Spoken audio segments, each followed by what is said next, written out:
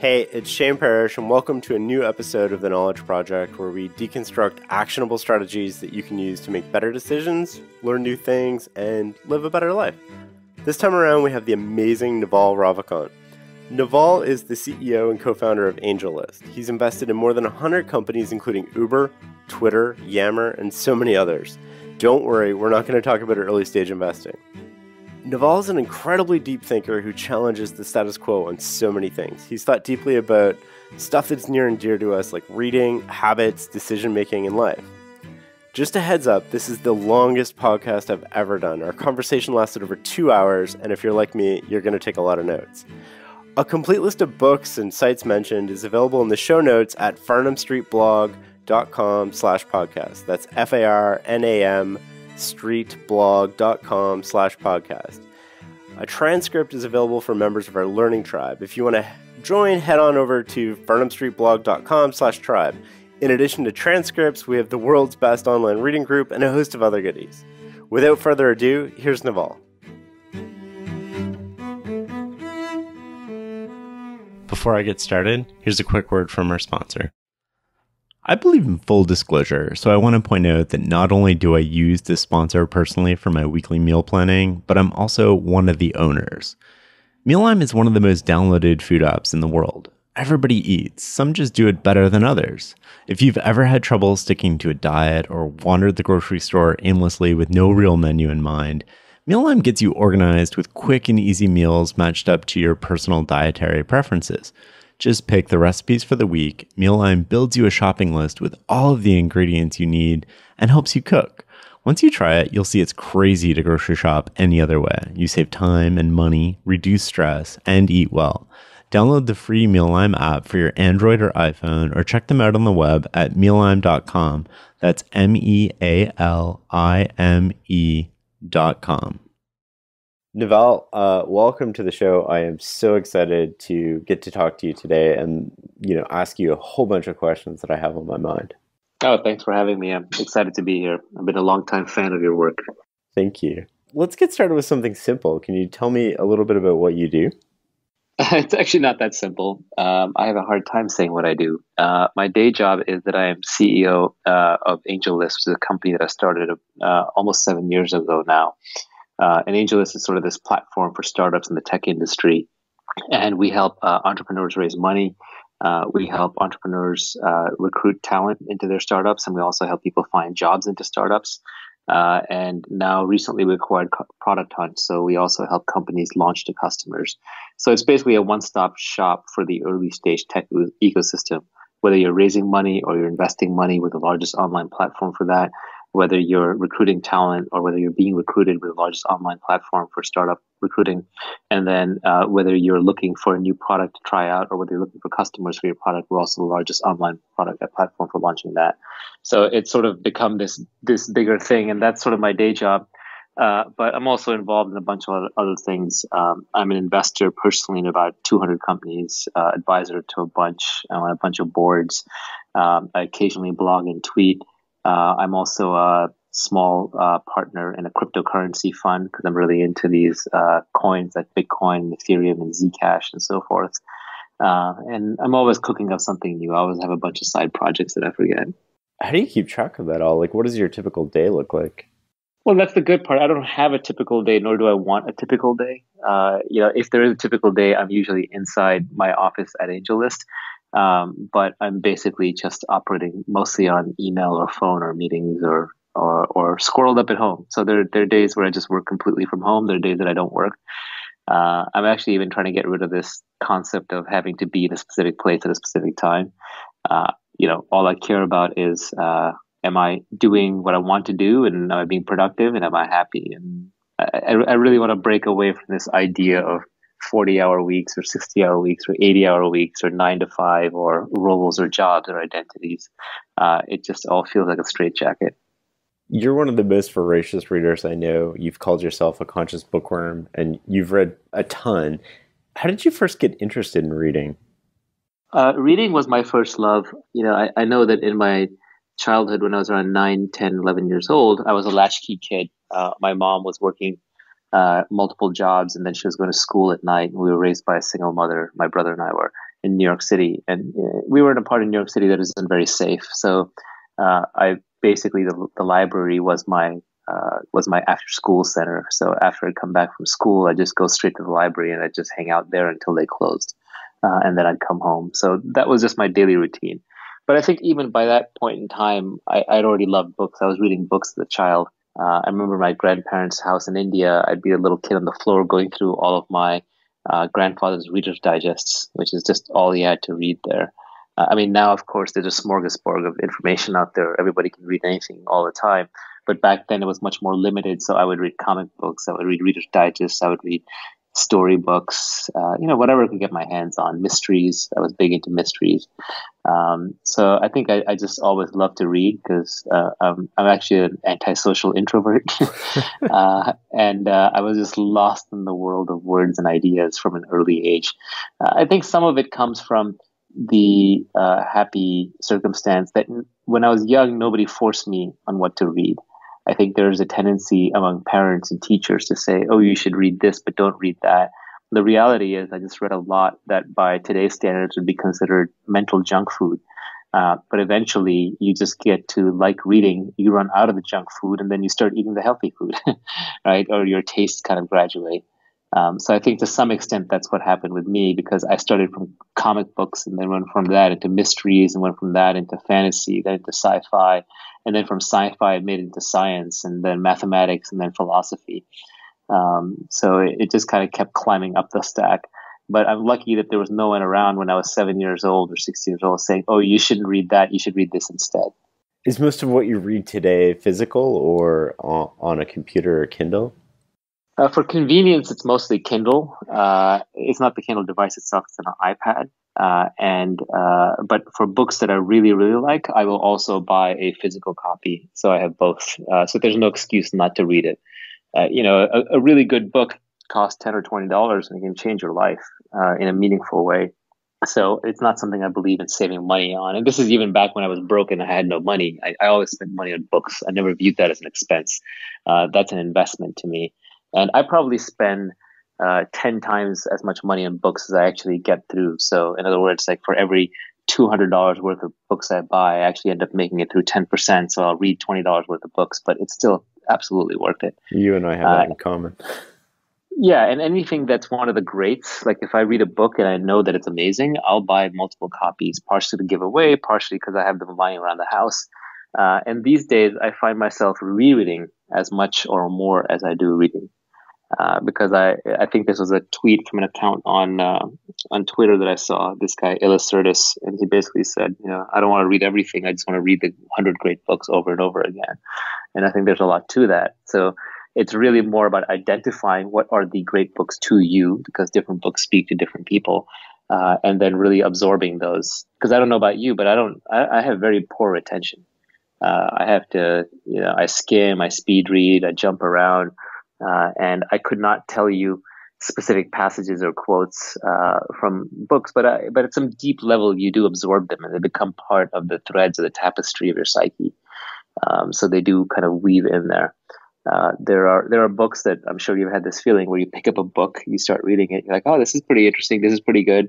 And you're getting this increasing sense of deja vu. And then about 2/3 or halfway through the book, you realize, oh, I've read this book before. And that's perfectly fine. It means you were ready to reread it. What are the books you're rereading now? It's a good question. I'll pull up my Kindle app as we talk. But usually I'm always rereading some books on science. Like I read 7 Brief Lessons on Physics. I think that was the name of it. I've read that one at least twice. I'm rereading Sapiens again because I love that book so much. I'm pretty much always rereading something by either Jiddu Krishnamurti or Osho. Those are kind of my favorite philosophers. I'm reading a book on Rene Girard's mimetic theory. It's more of an overview book because I couldn't make it through his actual writings. I'm reading Tools of Titans, Tim Ferriss's summary book of what he's learned from a lot of gay performers. I'm rereading Stories of Your Life and Others by Ted Chiang. It's one of my favorite sci-fi novels. I'm reading a book on called Thermo-Info-Complexity. It's actually by a friend of mine. It's not published yet. I just finished reading Persuasion. Well, I should say I finished skimming Persuasion, Robert Cialdini. I don't think I needed to read the entire book to get the point, but it was still good to read it, to read what I did. I recently reread The Lessons of History by Will and Ariel Durant.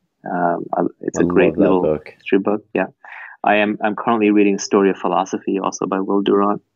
I have a young kid now, so I've got a lot of child raising books that I use more as reference material than anything else. Um, Recently read some Emerson, some Chesterfield. Let's see, I've got a Leo Tolstoy book here. I've got another Osho book. I've got Delusion Damage, which is this blog that I used to love. I have pieces of it saved up. Alan Watts. Let's see, Scott Adams. I reread God's Debris recently. Tao Te Ching, a friend of mine, is rereading it, so I picked it up again. Um, there's tons. I mean, I could just go on and on. There's a von Mises book here. There's a The Undercover Economist, the Richard Bach book. There's some Jed McKenna books.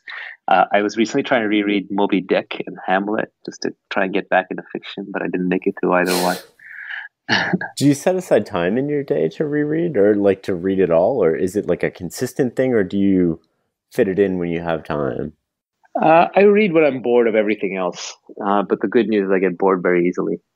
So there's always a book to capture the imagination. Usually at nighttime before I go to bed, I'll read, but it's not a flawless thing. When I'm on vacation, I'll read. But if I'm sitting in a Lyft or an Uber, I'll read. Sometimes in the morning at home, after I've worked out, I'll just read. Sometimes when I wake up, I'll just grab my phone and read. I don't set, I'm not a very disciplined person, so I don't really set these hard and fast rules for myself. But the good news is I just love to read. Because I love to read, whenever I'm bored and I have time, I just do it. And thanks to the iPhone and the Kindle and the iPad, they just make it really easy. Oh, I've got two books here in Feynman, Perfectly Reasonable Deviation, which is by him, and then Genius, which is a James Gleick book about Feynman. So just as we're talking, I'm flipping through and looking more. Evolution of Everything by Matt Ridley is one of my favorite authors. I've read everything of his and reread everything of his.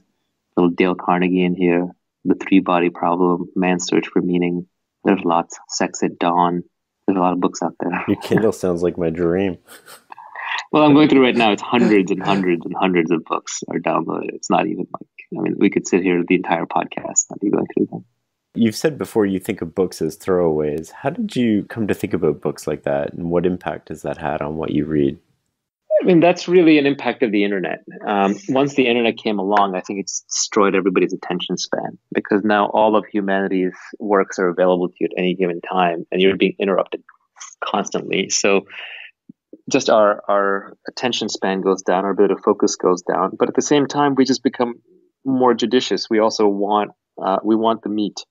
And the problem with books is that to write a book, to publish a physical dead tree book, it just takes a lot of work and effort and money. So sometimes people start wrapping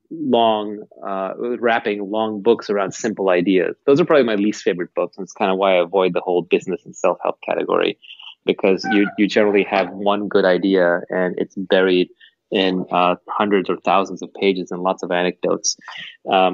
So what happened was I just noticed that sometime in the late 90s, I stopped reading as much as I used to, and I started reading more blogs. I started reading less books and more blogs, and great blogs like Farnham Street and Kevin Simler's blog, Melting Asphalt, and so on. You get incredibly smart people digestifying, simplifying, and writing these great things, but it's only a page or two or three pages. So I got really into blogs. But then I'd stop reading books, and a lot of the oldest wisdom is actually in books. And with books, you're now talking about the combined works of all of humanity as opposed to just who happens to be blogging right now. So I realized I missed that. And then with the Kindle and the iBooks coming along, that allowed me to start treating books like I treat blogs, which is when I go to a blog, I'll actually skim through lots of articles until I find one that looks really interesting. I'll read that whole article all the way through and maybe take notes. So now I treat books the same way, which is I'll skim through a large number of books. I'll put them down. I'll jump around, back, forward, middle, until I find a part that's interesting. Then I'll just consume that piece. And I won't feel guilty about having to finish the entire book. Because I just view it as a blog archive, right? It's like a blog might have 300 posts on it, and you can read just the 2, 3, 5 that you need right now. And I think you can think of a book the same way. And then that opens the world and web of books back open to us instead of it being buried somewhere. I think, like many people, I know of a lot of friends who are currently stuck on a book somewhere. And if you ask people if they read, everybody says they read. Everybody says they're reading a book. They can answer which book they're reading. But the reality is, very few people actually read and actually finish books. Yes, yeah. And I think that's probably because of all these societal and personal rules that we've put up. Like, you must finish a book, and you must read books that are good for you, and you can't read junk food books, and this is a hot book right now, and so on. The reality is, I don't actually read that much compared to what people think. Like, I probably read 1 to 2 hours a day, and that puts me in the top 0.00001%. I think that alone accounts for any material success that I've had in my life and any intelligence that I might have, because real people don't read an hour a day. Real people, I think, read a minute a day or less. Making it an actual habit is the most important thing. And how you make it a habit doesn't matter. It's very much like exercise or working out. Do something every day. It almost doesn't matter what you do. So the people who are obsessing over, like, should I be weight training, or should I be doing tennis, or should I be doing Pilates, or should I be doing the high intensity training method versus the happy body versus whatever, they're missing the point. The important thing is to do something every day. It doesn't matter what it is. So the same way, I would argue the important thing is to read every day. And it doesn't matter. It almost doesn't matter what you read, because eventually you'll read enough things and your interest will lead you there that it'll dramatically improve your life. So just like the best workout for you is the one that you're excited enough to do every day, the same way I would say the best books to read are the ones that are books or blogs or Twitter or whatever, anything with ideas and information and learning. The best ones to read are the ones that you're excited about reading all the time. Most of the people that I know that read quite a bit, they have a reading habit like you. You're described as a very habitual person. Where did that come from? Oh, that might have come from the Tim Ferriss podcast. I don't think I'm more habitual than anybody else. I think human beings are entirely creatures of habit. As young children are born with no habit loops. They're essentially born as blank slates, and then they habituate themselves to things, and they learn patterns, and they get conditioned, and they use that to get through everyday life. And habits are good. Habits can allow you to background process certain things so that your neocortex, your frontal lobe, stays available to solve brand new problems. But we also unconsciously pick up habits in the background, and we keep them for decades, and we may not realize that they're bad for us, so we're ready to move on from them. To some extent, our attitude in life, our mood, our happiness levels, depression levels, these are also habits. Do we judge people? How often do we eat? What kinds of food do we eat? Do we walk or do we sit? Do we move? Do we exercise? Do we read? These are habits as well. And you absolutely need habits to function. You cannot solve every problem in life as if it's the first time it's thrown at you. But what we do is we accumulate all these habits. We put them in the bundle of identity, ego, ourselves, and then we get attached to that. I'm Shane. This is the way I am. I'm Naval. This is the way I am. And it's really important to be able to uncondition yourself, to be able to take your habits apart and say, oh, okay, well, that's a habit that I probably picked up from when I was a toddler and I was trying to get my parents' attention.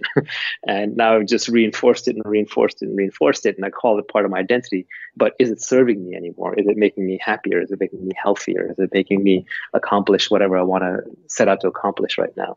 So I don't think I'm any more. In fact, I would argue I'm less habitual than most people. Like, I don't like to structure my day. But to the extent that I do have habits, I'm trying to make them more deliberate rather than the accidents of history. So what's a habit that you're trying to change right now? What are you working on? Well, I did a lot of habit changes over the last few years. So I've now got a daily workout that I do, which is a great habit. I cut down heavily on drinking. It's not fully eliminated, but it's mostly gone. I dropped caffeine. I'm not on the paleo diet, although I like to be. So I'm on a variation of it that I call the failio diet, which is I try to be paleo, but I fail constantly. But I don't beat myself up over it because I feel that even approximating towards it is better than where I have been historically. So, like that, I tried to build a meditation habit, but I failed. But I have made a habit of being meditative. So I've gone through lots of habits. Probably the one that I'm currently would like to cultivate is doing yoga more regularly, but I haven't really I haven't formulated a plan around that. And by the way, I reject a lot of the stuff that's being peddled around today about how you form and break habits. I know there's this very popular book, one that I even recommended, which talks about the science behind habits. And one of its depressing conclusions, I think this came out of Stanford, was that you can't break habits, you can only replace them. And that's BS. I've definitely broken habits completely. And so I think you can uncondition yourself, you can untrain yourself. It's just hard. So it just takes work, it takes effort. And usually the big habit changes come when there's strong desire motivators attached to them. So the yoga one I'm going to work on. I don't yet have a great plan on that one. I haven't tackled that one properly yet. A big habit that I'm working on, which is going to be really hard to explain in any way that any normal human being will understand this, but I'm trying to turn off my monkey mind. I think when we're born as children, we're pretty blank slates. We're living very much in the moment, and we're essentially just reacting to our environment through our instincts, and we're living in what I would call the real world. And then when puberty comes along, that's the onset of desire. It's the first time you really, really want something, and you start long range planning for it. And then because of that, you start thinking a lot, and you start building an identity and an ego to go and get what you want. And this is all normal and healthy. It's part of being the human animal. But I think at some point it gets out of control. And then we are constantly just talking to ourselves in our heads. We're playing little movies in our heads, walking down the street, but no one's actually there. Now, of course, if you started voicing this thought in your head that you're always having, you'd be a madman and they'd lock you up. But the reality is, if you walk down the street and there are 1,000 people in the street, I think all 1,000 are talking to themselves in their head at any given point. They're constantly judging everything that they see. They're playing back movies of things that happened to them yesterday. They're living in fantasy worlds of what's going to happen tomorrow. And they're just pulled out of base reality. And that can be good when you're doing long range planning. It can be good when you're solving problems. It's good for the survival and replication machines that we are. But I think it's actually very bad for your happiness. And so in my mind, the mind should be a servant or a tool, not a master. It's not something that should be controlling me and driving me 24/7. So I've taken on this idea that I want to break the habit of uncontrolled thinking, which is hard because if I say to you, don't think of a pink elephant, I just put a pink elephant in your head. So it's an almost impossible problem. So it's more something that has to be guided by feel than guided by actual thinking or thought process. But I'm deliberately cultivating experiences, states of mind, locations, activities that will help me get out of my mind. And I know, all of society does that to some extent. In some sense, the people chasing thrills and action sports or flow states or orgasm or any of these states that people really strive to get to, a lot of these are basically just trying to get out of your own head. They're trying to get away from that voice in your head and this overdeveloped sense of self. And at the very least, I do not want my sense of self to continue to develop and become stronger as I get older. I want it to be weaker and more muted, so that I can live much more in present everyday reality and accept nature and the world for what it is, and appreciate it very much as a child would, and then not have to seek happiness through external circumstances, chasing to fit some preconceived notion that I have. Wow, there's a lot there I want to ask questions on. Is there a difference that's between... a tough one. That'll take years. That's not a 6-month habit. That's a 10-year habit. Do you think there's a difference between turning off or versus suppressing your monkey mind? Absolutely. Yeah. Suppression doesn't work because when you try to suppress, that's the mind suppressing the mind. That's just you playing games with yourself. So I think it's a very hard problem. And I want to go back to kind of unconditioning. You basically stopped drinking alcohol. How did you work on deprogramming yourself from the social settings and environments that you're in where alcohol is probably available all the time? And what benefits have you seen as a result of, like, are you isolating these habits when you're changing them so you know, oh, I sleep better because I'm not? Yeah, the alcohol one is an interesting case study because the alcohol habit came from two things. One was availability, just being in situations where alcohol is available and accepted and something you're supposed to do. And then the second is the desire, right? You want to do it because you're trying to accomplish something else. So when I unpacked that, I realized a couple of things. The availability came from, I'm just out. If I'm out at night in an environment where alcohol is being served, that's the availability. So if you want to avoid that, stay in. Now, staying in is not fun. So what do? Well, I started this daily workout regimen in the mornings. If you're working out in the mornings, then you can't stay up too late at night. If you can't stay up too late at night, you can't be drinking too much. You screw up a few times, then your morning workout is terrible. You have a headache, you feel bad, you don't feel as and when you're working out every day, you can checkpoint yourself very easily. Like, oh, well, this exact thing that I do every single morning is suddenly harder. So therefore, I'm weakened from the alcohol from last night. So the morning workout checkpoint really helped me understand the consequences of consuming alcohol before. And then the more interesting question is, well, why am I doing it?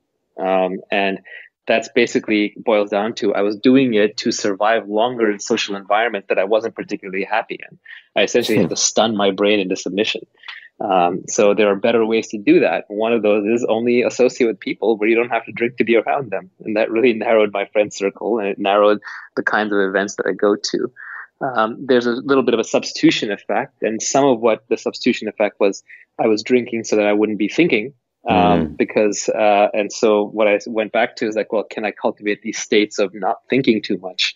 And if I can get there another way, then that will take away some of the urge to drink. And then there's some substitution. For example, I switched from hard alcohol to red wine, and red wine is inherently self-limiting. You have two cocktails. The next thing you want is another cocktail. You have two glasses of red wine. At least for me, I usually have a headache. So I'm done at that point. It's very self-limiting. That some of it is just a function of age. I mean, I'm 43 now. I don't think I can make it through a single glass of wine without having some negative consequence build up. So I still drink. I don't believe in the words like never and always, because I think that's a way of limiting yourself, and self-disciplining yourself makes you less free and less happy at some level. But I just want to be naturally in a position where I don't need it and I don't desire it. And so that's kind of what I've been working more on. What habit would you say most positively impacts your life? I think it's the daily morning workout. That has been a complete game changer. It's made me feel healthier, younger. It's made me not go out late. And it came from one simple thing, which is everybody says, I don't have time, right? Basically, whenever you throw any so-called good habit at somebody, they'll have an excuse for themselves. And usually the most common is, I don't have time. And I don't have time is just another way of saying it's not a priority. So what you really have to do is to say, is it a priority or not? And if something is your number one priority, then you will get it. That's just the way life works. But if you've got a fuzzy basket of 10 or 15 different priorities, you're going to end up getting none of them. So what I did there was I basically just said, my number one priority in life, above my happiness, above my family, above my work, is my own health. And it starts with my physical health. And then second is my mental health. And then third is my spiritual health. And then it's my family's health. Then it's my family's well-being. And then after that, I can go out and do whatever I need to do to the rest of the world. So there's a series of concentric circles starting out for me. And so because my physical health became my number one priority, then I could never say I don't have time. So in the mornings, I just work out. And however long it takes is how long it takes. And I do not start my day. And I don't care if the world is imploding and melting down. It can wait another 30 minutes until I'm done working out. And do you take any breaks from that, or is that every day? It's pretty much every day. There are a few days where I've had to take a break because I'm traveling or I'm injured or sick or something. But I can count on one hand the number of breaks I take every year. You mentioned happiness being one of your top priorities. What is happiness to you? Like, what does that mean? What does that word mean? Can you unpack that? Yeah, it's a very evolving thing. I think like all the great questions, when you're a little kid and you go to your mom and you say, what happens when we die? Is there a Santa Claus? Is there a God? Should I be happy? Who should I marry? Those kinds of things. There are no glib answers to that because there are no answers that apply to everybody. So these questions, the search for truth, these kinds of questions, they ultimately do have answers, but they have personal answers. So the answer that works for me is going to be nonsense to you and vice versa. So whatever happiness means to me, it means something different to you and it means something different to the listener. But I think it's very important to explore what it is. And for some people, I know it's a flow state. For some people, it's satisfaction. For some people, it's a feeling of contentment. the best, my definition keeps evolving. So the answer I would have given you a year ago would be different than what I tell you now. But today, I believe that happiness is, it's really a default state. It's what's there when you remove the sense that something is missing in your life. And we are highly judgmental survival and replication machines. We're constantly walking around thinking, I need this, I need that, trapped in a web of desires.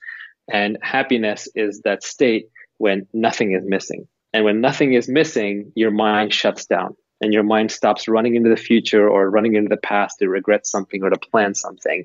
And then in that absence for a moment, you have internal silence. And when you have internal silence, then you are content and you're happy. I think people believe mistakenly, and feel free to disagree because again, it's different for everybody. But people believe mistakenly that happiness is about positive thoughts and positive actions. But the more I've read, the more I've learned, the more I've experienced, because I verify this for myself, every positive thought essentially holds within a negative thought, is a contrast to something negative.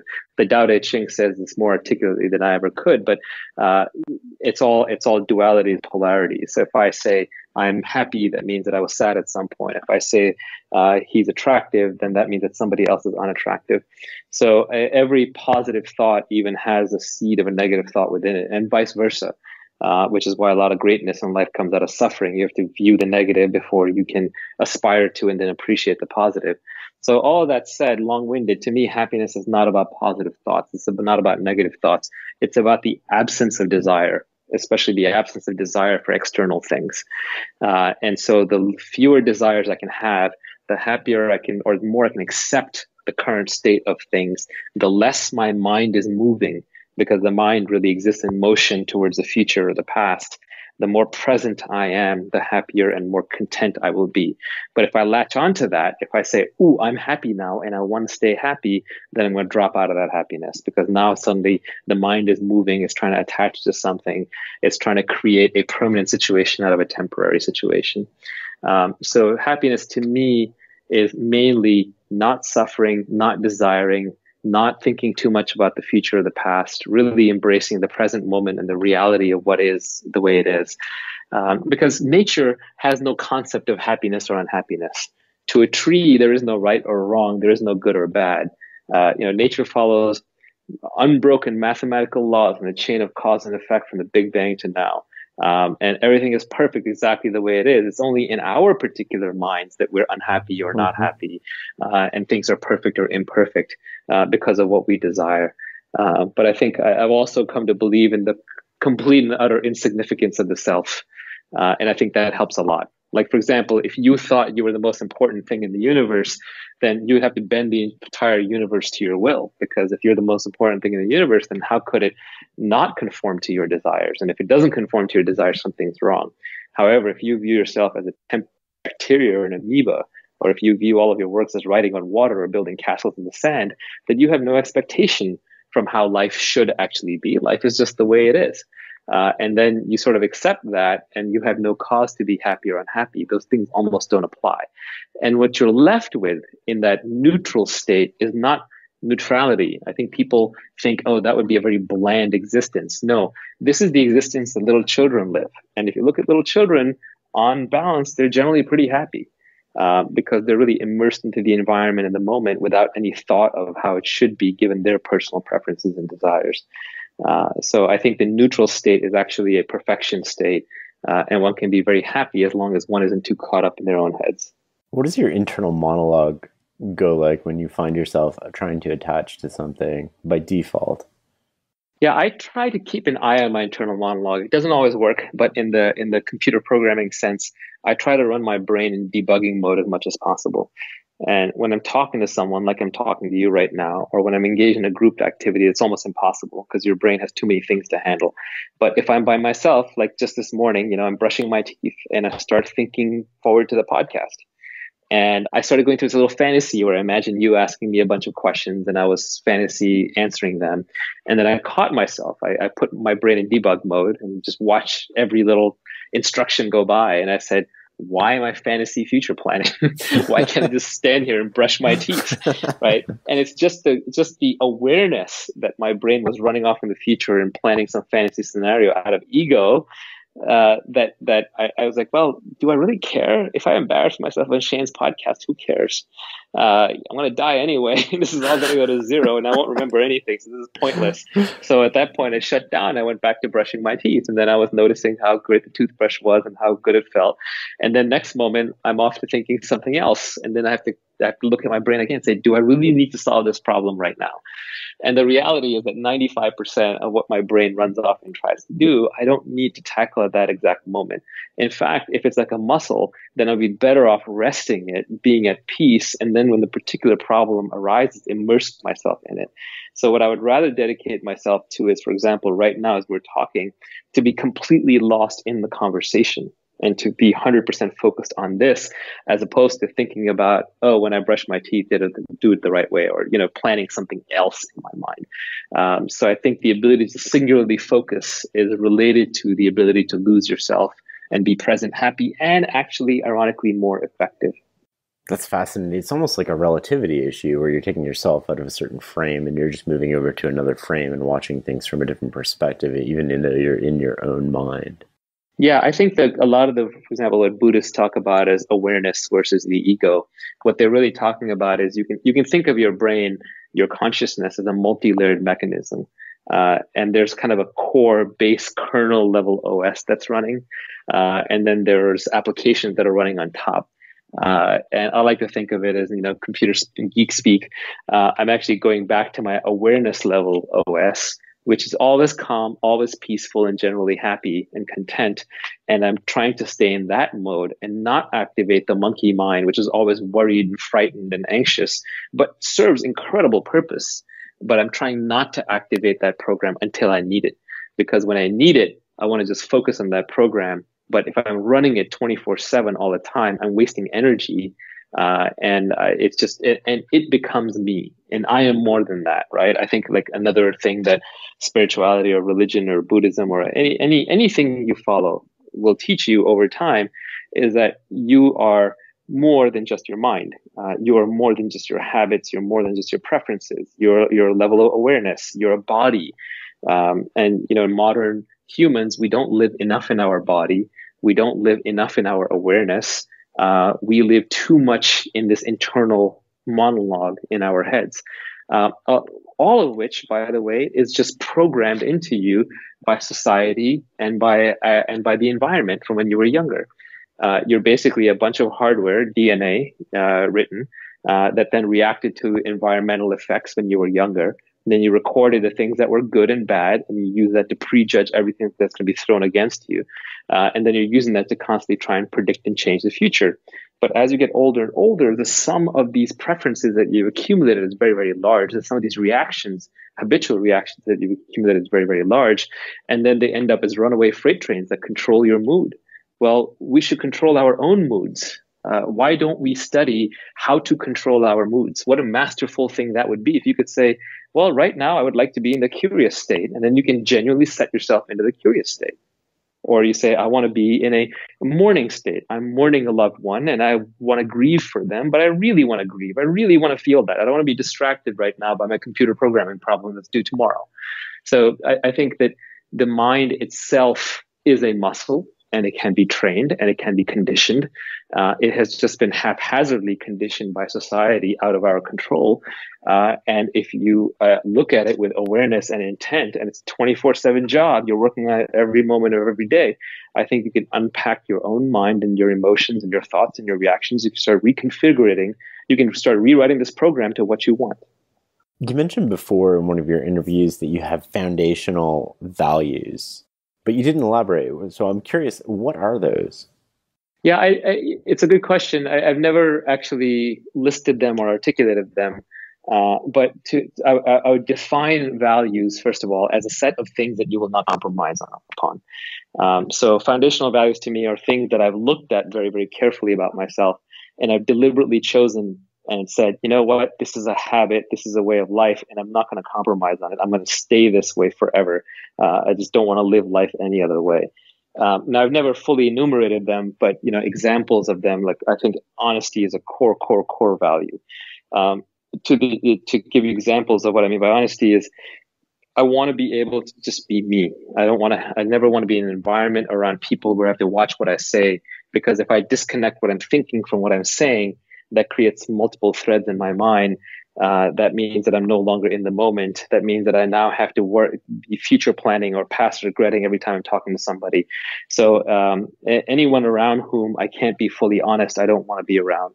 Another example of foundational value is I don't believe in any short-term thinking or dealing. So if I see anybody who's even around me, like let's say I'm doing business with somebody and they think in a short-term manner with somebody else, then I don't want to do business with that person anymore, because I think all the benefits in life come from compound interest, whether in money or in relationships or love or health or activities or habits. So I only want to be around people that I know I'm going to be around with for the rest of my life. And I only want to work on things that I know have the long-term payout. Another one is like, I only believe in pure relationships. I don't believe in hierarchical relationships. So I don't want to be above anybody and I don't want to be below anybody. If I can't treat someone like a peer and if they can't treat me like a peer, then I just don't want to interact with that human. Another one is I don't believe in anger anymore. I mean, that was something that was good when I was young and full of testosterone, but now I always like the Buddhist saying that anger is a hot coal that you hold in your hand while waiting to throw it at somebody. So, I don't want to be angry and I don't want to be around angry people. So I just cut them out of my life. And I'm not judging them. I mean, I went through a lot of anger too. And so, they have to work through it on their own, but go be angry at someone else somewhere else. So I don't know if that necessarily falls into the classical definition of values, but it's a set of things that I won't compromise on, and that I just live my entire life by. And I think everybody has values, and a lot of finding great relationships, great coworkers, great lovers, wives, husbands, is finding other people where your values just line up. And then the little things don't matter. Generally, I find that if people are fighting or quarreling about something, it's because their values don't line up. Because if their values lined up, the little things wouldn't matter. How is radical honesty? Like, how radical is your honesty, and how has that kind of impacted your life? I mean, it's pretty honest. I'm not like I think Ray Dalio from Bridgewater is famously radically honest. So I'm not going to go and call somebody ugly to their face. Like, I'm not trying to make a big show of it. I'm not trying to say, hey, I'm so honest that I'm going to shock you. What radical honesty just means that I want to be free. Part of being free means that I can say what I think and think what I say. They're highly congruent and integrated. And it also means, Richard Feynman famously said, you should never, ever fool anybody, and you are the easiest person to fool. So the moment you tell somebody else something that's not honest, you've lied to yourself. And then you'll start believing your own lie. And then that will disconnect you from reality and take you down the wrong road. So it's really important for me to be honest, but I don't go out of my way volunteering negative or nasty things. I would combine radical honesty with an old rule that Warren Buffett has, which is praise specifically, criticize generally. And I try to follow this. I don't always follow it, but I think I follow it enough that it made a difference in my life, which is if you have a criticism of someone, then don't criticize the person, criticize the general approach, or criticize kind of that class of activities. But if you have to praise somebody, then always try and find the person who's the best example of what you're praising, and then praise that person specifically. And that way, people's egos and identities, which we all have, don't work against you; they work for you. Have your values changed at all, or have you given more thought to them since becoming married and becoming a parent? I mean, how has that changed you? Yeah, values almost by definition don't change that much over time, but it takes some time for you to figure out your own foundational values. I think everybody has them. It's just that maybe we're not that aware of them until later. So mine have changed a little bit, but not a lot. I mean, my wife is an incredibly loving, family-oriented person, and so am I. And so that was one of the foundational values that brought us together. The moment you have a child, it's this really weird thing, but it answers the built-in meaning of life, purpose of life question. And all of a sudden, the most important thing in the universe moves from being in your body into moving into the child's body. So that changes you, and your values inherently become a lot less selfish. I would say that probably the biggest such change was when I was younger. I really, really, really valued freedom. Freedom was one of my core values, and Ironically, it still is. It's probably one of my top three values, but it's a different definition of freedom. My old definition was freedom to do anything I want, freedom to do whatever I feel like whenever I feel like. And now I would say that the freedom that I'm looking for is internal freedom. So it's freedom from. It's freedom from reaction. It's freedom from feeling angry. It's freedom from being sad. It's freedom from being forced to do things. But I'm looking for freedom from internally and externally, whereas before I was looking for freedom to. I like that a lot. What's the biggest mistake you've ever made in your life, and how did you recover? I've made a class of mistakes that I would summarize in the same way. And I made this class of mistakes, and it was obvious to me what these mistakes were only in hindsight through one exercise, which is, you've probably heard when you're 30, what advice would you give your 20-year-old self? Yeah. And when you're 40, like, what advice would you give your 30-year-old self? So if you do that exercise decade by decade, or maybe if you're younger, you can do it in 5 years, really sit down and say, okay, 2007, what was I doing? How was I feeling? 2008, what was I doing? How was I feeling? 2009, what was I doing? How was I feeling? And at least for me, this remarkable consistency emerged.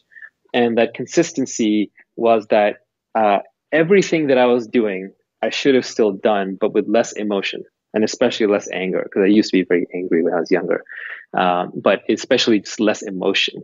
Life is going to play out the way it's going to play out. Some good, some bad, but most of it is actually just up to your interpretation. I mean, you're born, you have a set of sensory experiences, then you die. And how you choose to interpret those sensory inputs is up to you, and different people just interpret them in different ways. But really, I wish I had done all of the same things, but with less emotion and less anger. Like the most celebrated example would be, when I was younger, I started a company and the company did well, but I didn't do well. So I sued some of the people involved, and it was a good outcome for me in the end. And everything worked out okay, but there was a lot of angst and a lot of anger. And really, today, what I would do is I wouldn't go down the angst and the anger. I would have just walked up to the people and said, look, this is what happened. This is what I'm going to do. This is how I'm going to do it. This is what's fair. This is what's not. But I would have realized that the anger and the emotion themselves have this huge consequence. It's just completely unnecessary. So now I'm just trying to learn from that and to do the same things that I think are the right thing to do, but to do them without anger and to do them with a very long-term point of view. So I think if you take a very long-term point of view and if you take the emotion out of it, then I wouldn't consider those things mistakes anymore. Other than that, I mean, there was the perspective I like to adopt is that everything that I did and everything that was done to me, and there's some impossible to separate combination, brought me to this exact moment here today talking to you. And this is a good moment. So it's a great moment. So whatever set of circumstances conspired to bring us here, we're good because here I am. Was there a moment you would say when you realized that you could control how you interpreted? I mean, I think one of the problems that a lot of people have is they don't recognize that they can control not what happens to them per se, but how they respond and how they interpret a situation. I think everyone knows it's possible. And the reason they know it's possible is there's a great Osho lecture that he calls the title, The Attraction of Drugs is Spiritual. And he talks about why do people do drugs, everything from alcohol, psychedelics, to cannabis, to you name it. And they're doing it to control their mental state. And they're doing it to control how they react. And sometimes it's worse and sometimes it's better. But some people drink because then they don't care as much, or they're potheads because they can zone out, or they do psychedelics so they can feel, very present or connected to nature or what have you. But the attraction of drugs is spiritual. So to some extent, we already know that we can control our internal state. We just use external bioactive substances to do it. And now there are a lot more techniques that are out there in the public domain, many of them dug up from older times, but these range from cognitive therapy and behavioral psychology to meditation to taking long walks in nature. You can control your mental state. It's just we're used to doing it by hacking our external circumstances to then come back around and control our mental state. For example, sitting on a there's a famous line that says that all of man's problems arise because he can't sit by himself in a room for 30 minutes. Pascal, obviously, same applies to women too. Yeah, exactly. So, if a man or a woman can sit by themselves on a cushion for 30 minutes. And that's hard. It's really hard to do. That's meditation. You are essentially struggling with and controlling your internal state. And the first thing to realize is that you can actually observe your mental state. So just the advantage of meditation is not that you're suddenly going to gain the superpower to control your internal state. It's that you will recognize just how out of control your mind is. It is like a monkey flinging feces that's running around the room, making trouble, shouting, breaking things. It's completely uncontrollable. It's an out of control, mad person. And you have to see this mad creature in operation before you feel a certain distaste towards it and you start separating yourself from it. And in that separation is liberation. When you realize that, oh, I don't want to be that person. Why am I so out of control? Just that awareness alone calms you down. So there are many techniques one can use. Another one, for example, that I think a lot of smart people say is if you're angry about something or if you get an unhappy email and you want to respond, don't respond for 24 hours, right? What does that do? It just, you calm down. The emotions subside, the hormones go down, and you're in a better mental state 24 hours later. So I think people already know this, but we just don't act on it because socially we're not conditioned to act on it. Socially, we're told, go work out, go look good. Because that's a multiplayer competitive game. Other people can see if I'm doing a good job or not. Or we're told, go make money, go buy a big house. Again, external multiplayer competitive game. But when it comes to learn to be happy, train yourself to be happy, completely internal, no external progress, no external validation, 100% you're competing against yourself, single player game. And we're such social creatures. We're more like bees or ants that we're externally programmed and driven. That we just don't know how to play and win at these single player games anymore. We compete purely on multiplayer games. But the reality is life is a single player game. You're born alone. You're going to die alone. All your interpretations are alone. All your memories are alone. And you're gone 3 generations. Nobody cares. Before you showed up, nobody cared. It's all single player. I think Buffett has a great example of that when he gives the, do you want to be the world's best lover and known as the worst, or the world's worst lover and known as the best, in reference to an inner or external scorecard? Exactly right. I mean, all the real scorecards are internal. And the sad thing is, we sit there like jealousy. Jealousy was a very hard emotion for me to overcome. When I was young, I had a lot of jealousy in me. And by, I learned to get rid of it. And it still crops up every now and then. But it's such a poisonous emotion because at the end of the day, you're no better off. You're unhappier. And the person you're jealous of is still successful or good looking or whatever they are. But the real breakthrough for me was when I realized at a personal fundamental level. I mean, the problem with these kinds of podcasts is I can give glib answers all day long, but you have to discover your own personal answer because your personal answer is going to be different than mine. And it'll speak to you. But the one that I discovered that spoke to me was the day I realized that all of these people that I was jealous of, I couldn't just cherry pick and choose little aspects of their life. I couldn't say, I want his body, I want her money, I want his personality. You have to be that person. Do you want to actually be that person with all of their reactions, their desires, their family, their happiness level, their outlook on life, their self-image? And if you're not willing to do a wholesale 24/7, 100% swap with who that person is, then there's no point in being jealous. I think that's a great way to look at it. Once I came to that realization, jealousy sort of faded away because I don't want to be anybody else. I'm perfectly happy being me. And by the way, even that is under my control, to be happy being me. It's just there's no social rewards for it. But there's a lot of internal rewards. Yeah, it's almost antisocial rewards because when you're working on your inner stuff, people don't love that. It's not they don't dislike it. Your friends, of course, support you, but they're not getting anything out of it. And even when I look at my own peer group and to the extent that they're working on themselves, and everyone in their 40s at some level is, most of them are engaged in group activities. Hey, let's do a group meditation. Hey, let's go to this group event. Hey, let's go to this group lecture. And I keep coming back to this one line that I read, like everything I just read, but which was said, only the individual transcends. Nobody reaches enlightenment or internal happiness or does serious internal work in group settings. It is a very lonely kind of task. And so to some extent, I think that people who are constantly looking for social affirmation in their internal work aren't that serious about it. And it's fine. I'm not judging, but just they're craving more social interaction than they're really craving internal work.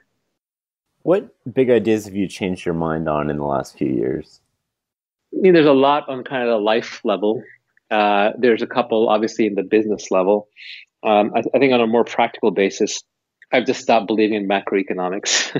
I think I studied economics in school and computer science, and there was a time when I thought I was going to go be a PhD in economics and all that. But the further I get, the more I realize macroeconomics is a combination of voodoo complex systems and politics. And you can find macroeconomists to take every side of every argument. So I think that discipline, because it doesn't make falsifiable predictions, which is the hallmark of science, because it doesn't make falsifiable predictions, it's become corrupted. Because you never have the counterexample on the economy. You can never take the U.S. economy and run two different experiments at the same time. And because there's so much data, people kind of cherry pick for whatever political narrative they're trying to push. So to the extent that people spend all their time watching the macroeconomy or the Fed forecasts or which way the stocks are going to go next year, it's going to be a good year or a bad year, that's all junk. It's no better than astrology. In fact, it's probably even worse because it's less entertaining. It's just more stress-inducing. So I just think of macroeconomics not as junk science, with all apologies to macroeconomists. That said, microeconomics and game theory are fundamental. I don't think you can be successful in business or even navigating through most of our modern capitalist society without an extremely good understanding of supply and demand and labor versus capital and game theory and tit for tat and those kinds of things. So that macroeconomics is a religion that I gave up. But there are many others. I mean, I've changed my mind on death, on the nature of life, on the purpose of life, on marriage. I was originally not someone who wanted to be married and have kids. So there have been a lot of fundamental changes. But the most practical one is I gave up macro and I embraced micro. And I would say that's just not true in macroeconomics. That's true in everything. I don't believe in macro environmentalism. I believe in micro environmentalism. I don't believe in macro charity. I believe in micro charity.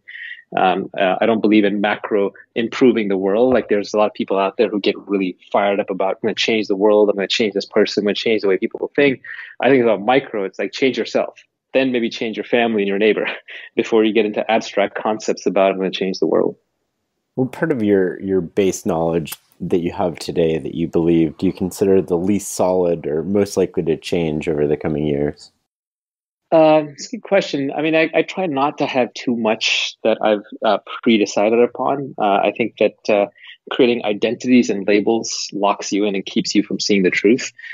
So I used to identify as libertarian, but then I would have to find myself defending positions that I hadn't really thought through just because they're part of the libertarian canon.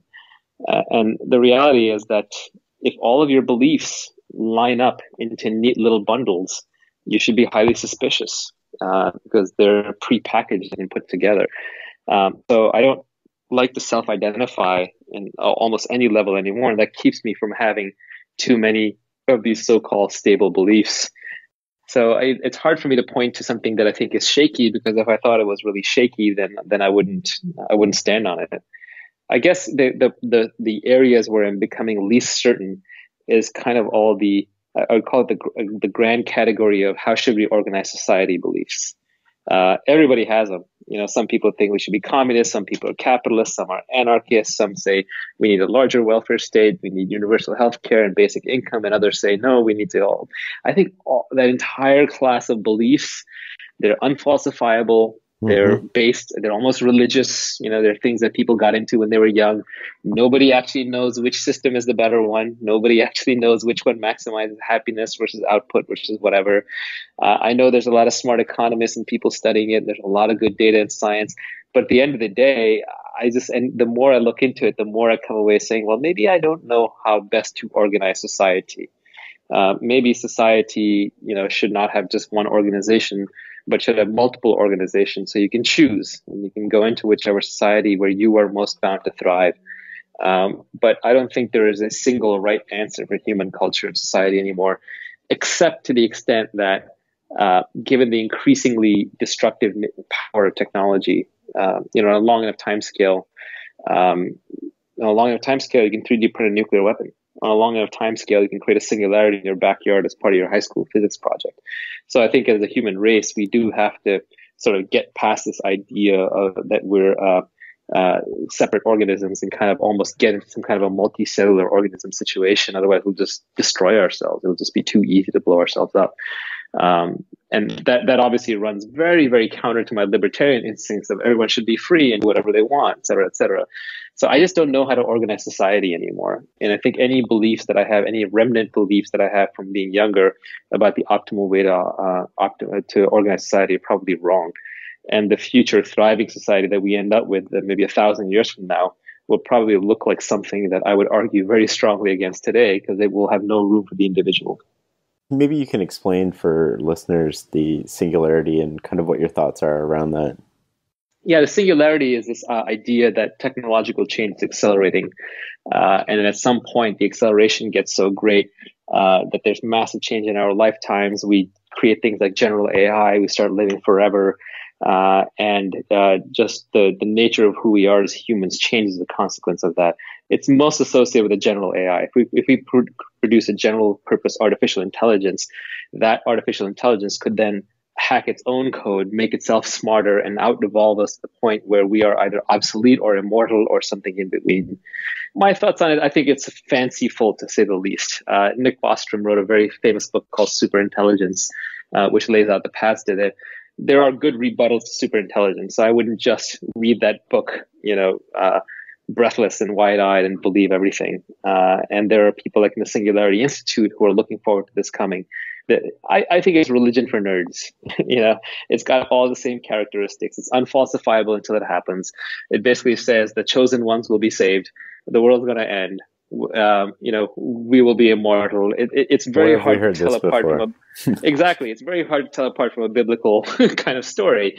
And I find the people who are pushing it the most are what I would call sort of armchair technologists.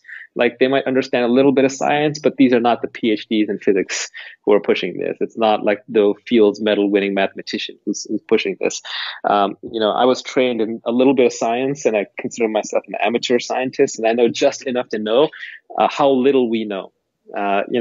Physics still can't solve the three-body problem. Collide 3 billion balls together, can't tell you what happens. We cannot properly model complex systems. We can't tell the weather next week. We still can't solve the vast majority of chronic diseases. We're just starting to connect the gut and the brain and bacteria in our system together. There is so much complexity in nature, and humans have just begun to scratch the surface. That to believe that we are going to sort of go into this world of perfection through technology, I think is far-fetched. Like, for example, AI. Everyone's talking about AI. None of these people have written real code. Mm-hmm. We are no closer to creating a general AI, I think, than we were 20 years ago. Now, there are actual huge advances that have been made in specific AI, but these are data processing problems. Basically, if I dump huge amounts of real world images into a neural network, then I can do better image recognition, no question. That is real. That is a data-driven solution. But the algorithms haven't gotten any better. And the structure of how the human brain works and how the human body works is still so far advanced beyond our machine capabilities that certainly if there's going to be a singularity, it's not going to happen in my lifetime. And I think in that sense, some things like the singularity are pernicious. They're pernicious for the same reason that the afterlife is pernicious, because it takes you out of the moment. It gives you hope for the future, so you stop living for today and you start living for tomorrow. And I know that doesn't sound like much, but it's actually a big deal. Any given time when you're walking down the street, a very small percentage of your brain is focused on the present. The rest is future planning or regretting the past. And that's keeping you from an incredible experience. It's keeping you from seeing the beauty in everything and from being grateful for where you are. And I think it can literally destroy your happiness if you spend all your time living in delusions of the future. So I do think the singularity thing is good in the sense that it pushes forward technological advancement. We put more resources on it. We spend more time developing some of the great things that the human race, some of the great technologies that we're going to take advantage of. So in that sense, anything that pushes science forward is a good thing. But I think it's delusional to think that you're somehow going to be saved before you die by some combination of AI and magic science. You just have to live the life you have. That's pretty profound. Even when you're living backwards, you're not really living, right? So you kind of have to be in the moment to have any sort of There is happiness. nothing there is actually nothing but this moment. Yeah. No one has ever gone back in time, and no one has ever been able to predict the future successfully in any way that matters. And so literally the only thing that exists is this exact point where you are in space at that exact time that you happen to be. And it's like all the great profound truths, it's all paradoxes. So any 2 points are infinitely different. Any moment is perfectly unique, but that moment itself slips by so quickly that you can't grab it. What's your opinion on the current education system? When I asked people on Twitter what they wanted to ask you, this question came up a couple Uh, times, which was, how would you fix it? What's your opinion on the education system? What are your thoughts around that? I think there's no question it's completely obsolete. The education system is a path dependent outcome from the need for daycare, from the need for prisons for college age males who would otherwise overrun society and cause a lot of havoc. The original medieval universities had guard towers that faced inwards, for example. Oh, I did And not know that. yeah, because you have to put a curfew in there, and you have to lock up the young 18-year-old males before they go out with swords and daggers and create trouble. College and schools and the way we think about them, they come from a time period when books were rare, knowledge was rare, babysitting was rare, crime was common, violence was prevalent. There was no such thing as self-guided learning. So I think schools are just byproducts of these kinds of institutions. And now we have the internet, which is the greatest web of knowledge ever created, completely interconnected. So it's very, very easy to learn. If you actually have the desire to learn, everything is on the internet. You can go on Khan Academy, you can get MIT and Yale lectures online, you can get all the coursework, you can get interactivity, you can read blogs by brilliant people, you can read all these great books. So the ability to learn, the means of learning, the tools of learning are abundant and infinite. It's a desire to learn that's incredibly scarce. So I just don't think that schools matter for self-motivated students. What the schools matter for is, one is they keep the kids out of the parents' hair while the parents go to work. It creates socialization because kids want to be around their peers and they want to learn how to operate in society of their peers. But I think if it's purely learning you're after, that learning can be done much more either on your own or through the internet or by uniting through the internet with like-minded groups. So I think that's one problem with the current educational system. The second problem is, what do you choose to learn? And the current educational system has to have a one-size-fits-all model. It has to say, well, you have to learn X now, and then you have to learn Y. And to give you examples of where this is obsolete, memorization. Right. In the day and age of Google and smartphones, memorization is obsolete. Why should you be memorizing the Battle of Trafalgar? Why should you be memorizing what the capital of this or that state is? But we still put undue weight on that just because that's the way it's always been done. And we lived in a pre-Google world. Another example is how when we're moving along at a certain pace, I'm sure not everyone, but I'm sure 90% of your listeners have had this happen to them, which is they were learning mathematics, and at some point they were keeping up. They were doing arithmetic, then they were doing geometry, then they did trigonometry, then they did pre-calc, then they did calc. And somewhere in there, they got lost. Somewhere in there, while building the massive edifice, the logical structure that mathematics is, they missed one lesson, they missed one concept, they missed 5 classes, or their brain couldn't think a certain way that something was being explained to them. It should have been explained visually, but it was being explained numerically, or it should have been explained symbolically, and it was being explained in cartography, what have you. But they were not able to keep up. And the moment you lose that rung in mathematics, the moment you miss that rung in the ladder, you can't go to the next one. Because now in the next one, the teacher's like, okay, we're done with pre-calculus, now we're moving on to calculus. And you're saying, wait, I didn't understand pre-calculus. And I understand how pre-calculus leads from trigonometry to calculus. I missed that whole part. So now you get to calculus, you don't understand the fundamentals, and now you reduce to memorization. So now you're like, oh, okay, dx, dy, when I see that symbol, I do this. Yeah. But now you've lost the actual learning. You've lost the connection to the underlying principles. Yep. So I think learning should be about learning the basics in all the fields and learning them really well over and over, because life is mostly about applying the basics and only doing the advanced stuff in the things that you truly love and where you understand the basics inside out. But that's not how our system is built. We teach all these kids calculus and they walk out not understanding calculus at all, when really they would have been better off served just doing arithmetic and basic computer programming the entire time. So I think there's a pace of learning issue, and then there's finally a what to learn, and there's a whole set of things we don't even bother trying to teach. We don't teach nutrition. We don't teach cooking. We don't teach how to be in happy, positive relationships. We don't teach how to keep your body healthy and fit. We just say sports. We don't teach happiness. We don't teach meditation. Maybe we shouldn't teach some of these things because different kids will have different aptitudes, but maybe we should. Maybe we should teach practical construction of technology like maybe everyone in their science project, instead of building a little chemistry volcano, maybe you should be building a smartphone, right? So we just haven't kept up, and I have to believe that we can change the system, but we're not. But you never change a system by taking the existing thing and reworking it. I don't believe. I've been in Silicon Valley and tech business long enough to know that you're better off changing it just by creating something brand new. So one fantasy idea I've had is, after I'm done with AngelList, or if I have more time on my hands, I would like to create a successor to the one laptop project. In MIT, Nicholas Negroponte had the one laptop per child project. Yep. But then I saw this fascinating write-up, and this is really a long time ago, maybe even 5 years ago. Maybe it was in The Economist or somewhere. And it was a story about how they left a box full of unopened Android tablets in a little village in Pakistan. And when they came back months later, the kids have opened up the box. They've all figured out how to boot up the tablets. They've hacked them. They've gotten past the user administration root login. They've installed a whole bunch of apps. They've got a little economy set up. The older kids are teaching the younger kids. They're teaching their grandmothers how to run businesses. They're surfing the web. They've taught themselves English.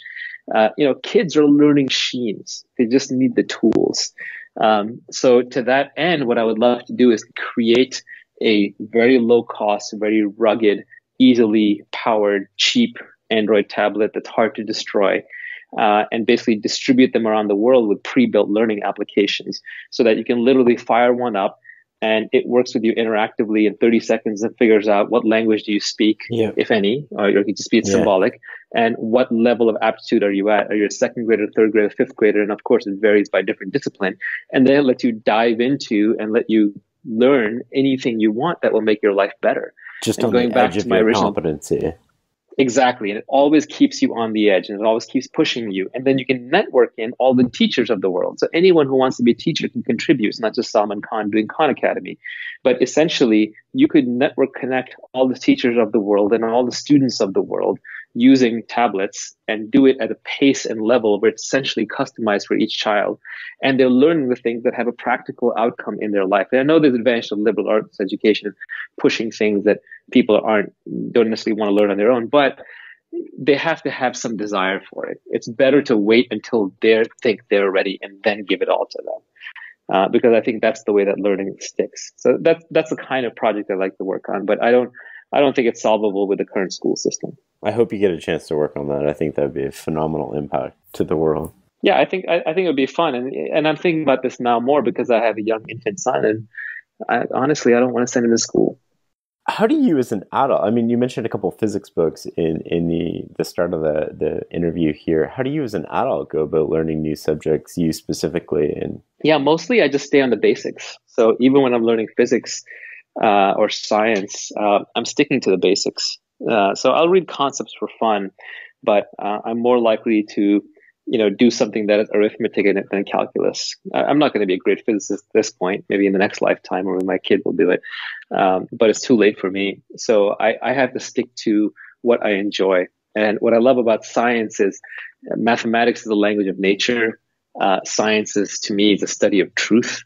It is the only true discipline because it makes falsifiable predictions and actually changes the world. And applied science becomes technology, and technology is what separates us from the animals and allows us to have things like cell phones and houses and cars and heat and electricity. So science to me is the study of truth, and mathematics is the language of science and nature. So in that sense, I'm not religious, but I'm spiritual. And to me, that is the most devotional thing that I could do, to study the laws of the universe. And so the same kick that some guy might get out of being in Mecca or Medina and, bowing to, the prophet. I get that same feeling of awe and that same small sense of self when I study science. So for me, it's unparalleled, and I'd rather stay at the basics and start at and this is the beauty of reading. So one thing I don't like to do, by the way, when I do my books on the Kindle, I skip 2/3 of them. And the reason I skip 2/3 of them is because they're kind of embarrassing. They won't sound like good books to read. They'll sound like trivial or silly or whatever. But who cares? I mean, I don't have to tell everybody everything I read. I read all kinds of stuff that other people consider junk or even reprehensible. I read all kinds of stuff that I disagree with because it's a mind bender. Yeah. I found myself in some random dark hole in Twitter the other day where I was reading this guy's tweets. And I was like, wow, he's really smart. He's really interesting. He's very clever. I was like, wait a minute, this guy is a full-blown white supremacist. I mean, he's not even like mildly a white supremacist. He just thinks like everyone in the white race should be gone and people like me shouldn't be allowed on the streets. But it was still fascinating, and he's still really smart, and I kept reading it. And I read it and read it and read it. And after a while, I built up my own sense of his coherent view of the world and where he was coming from. But to do that, I couldn't have judged too much. And I'm certainly not going to go around bragging to my friend, hey, I learned this from a white supremacist the other day, right? So to some level, you almost have to read the stuff you're reading because you're into it. And that's it. You don't need any other reason. There's no mission here to accomplish. Yeah, if you just read because you enjoy it. If you read what everybody else is reading, I mean, there's wisdom that you're going to think what everybody else is thinking. So you need the diversity and almost like an index fund approach, right? Where you're going to catch the winners, but you can't really identify a lot of them beforehand that are going to change you as a person because so much of that is contextual. Yeah, I think almost everything that people read these days is designed for social approval. All the bestsellers are about social approval and social conditioning. If you really wanted to be successful, happy, blah, blah, blah, all those external metrics, you're looking for a non-average outcome. And so you can't be reading the average thing, to your point. All these things are actually as old as the hills. You could go read Adam Smith and The Wealth of Nations. You could go read Benjamin Franklin and his aphorisms and understand how to live your life. You could read Charlie Munger. You could read Charles Darwin and understand evolution from the source. You could read Watson and Crick and understand the structure of double helix in DNA. But instead, what we choose to read are just whatever's number one at the airport bestseller or whatever our friends are reading. Or I know people who have read 100 regurgitated books on evolution and they've never read Darwin. Or or think of the number of macroeconomists, and they're out there. I think this is most of them who have read tons of treatises in economics, but haven't read any Adam Smith. Yeah. Right.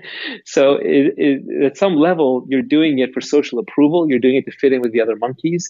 You're fitting to get along with a herd. But that's not where the returns are in life. The returns in life are being out of the herd. Social approval inside the herd. So if you want social approval, definitely go read what the herd is reading. But it takes a level of contrarianism and saying, nope, I'm just going to do my own thing regardless of the social outcome to learn anything I think that's interesting. Do you think there's some sort of loss aversion there? Because once you diverge, you're pushing out, say there's a Gaussian distribution, you're pushing out to one of the tails. And if you feel that you're going to lose out on that, you would rather just stay in the middle if there's a chance that you're not going to be in the fat tail for a positive. Absolutely. I think that's why the smartest and most successful people I know started out as losers. If you view yourself as a loser, as someone who's been cast out by society and has no role in normal society, then you will do your own thing and you're much more likely to find a winning path. So it helps to just start out by saying, oh, I'm never going to be popular. I'm never going to be accepted. I'm already a loser. I'm not going to get what all the other kids have. I'm just got to be happy being me. Yeah, I think that's true. When you're reading, do you just read and it sticks in your head, or is it more like you take notes? Do you have a system for how you keep track of that or review them? I'm both lazy and I'm really focused on being present. So I think taking notes is the same as taking photos when you're on a trip. All it's doing is taking you out of the moment. And then who really sits there, years later and goes back and looks at all their trip photos and gets nostalgic? Just go take your next trip. Right?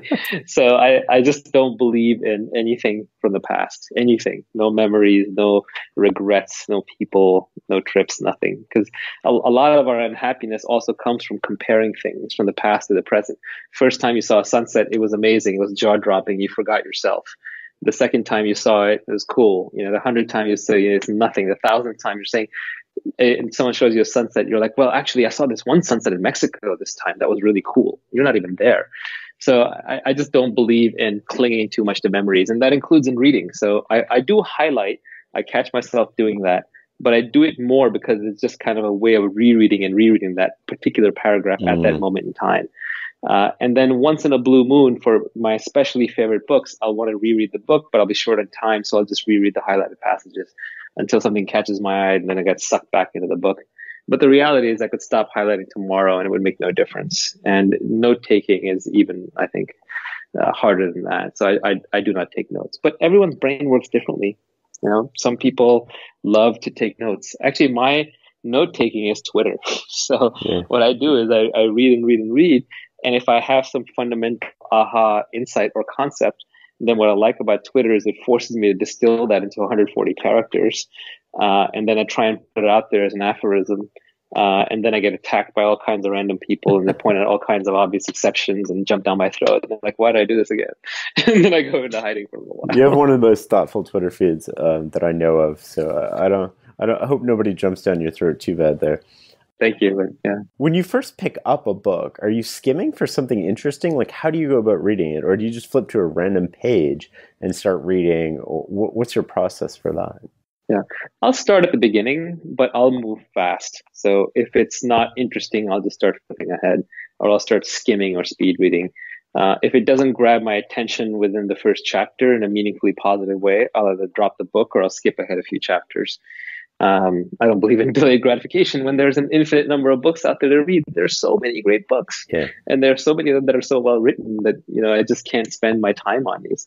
One thing I will do though is if I find that early on in the book, the author starts making statements that I think are just factually untrue.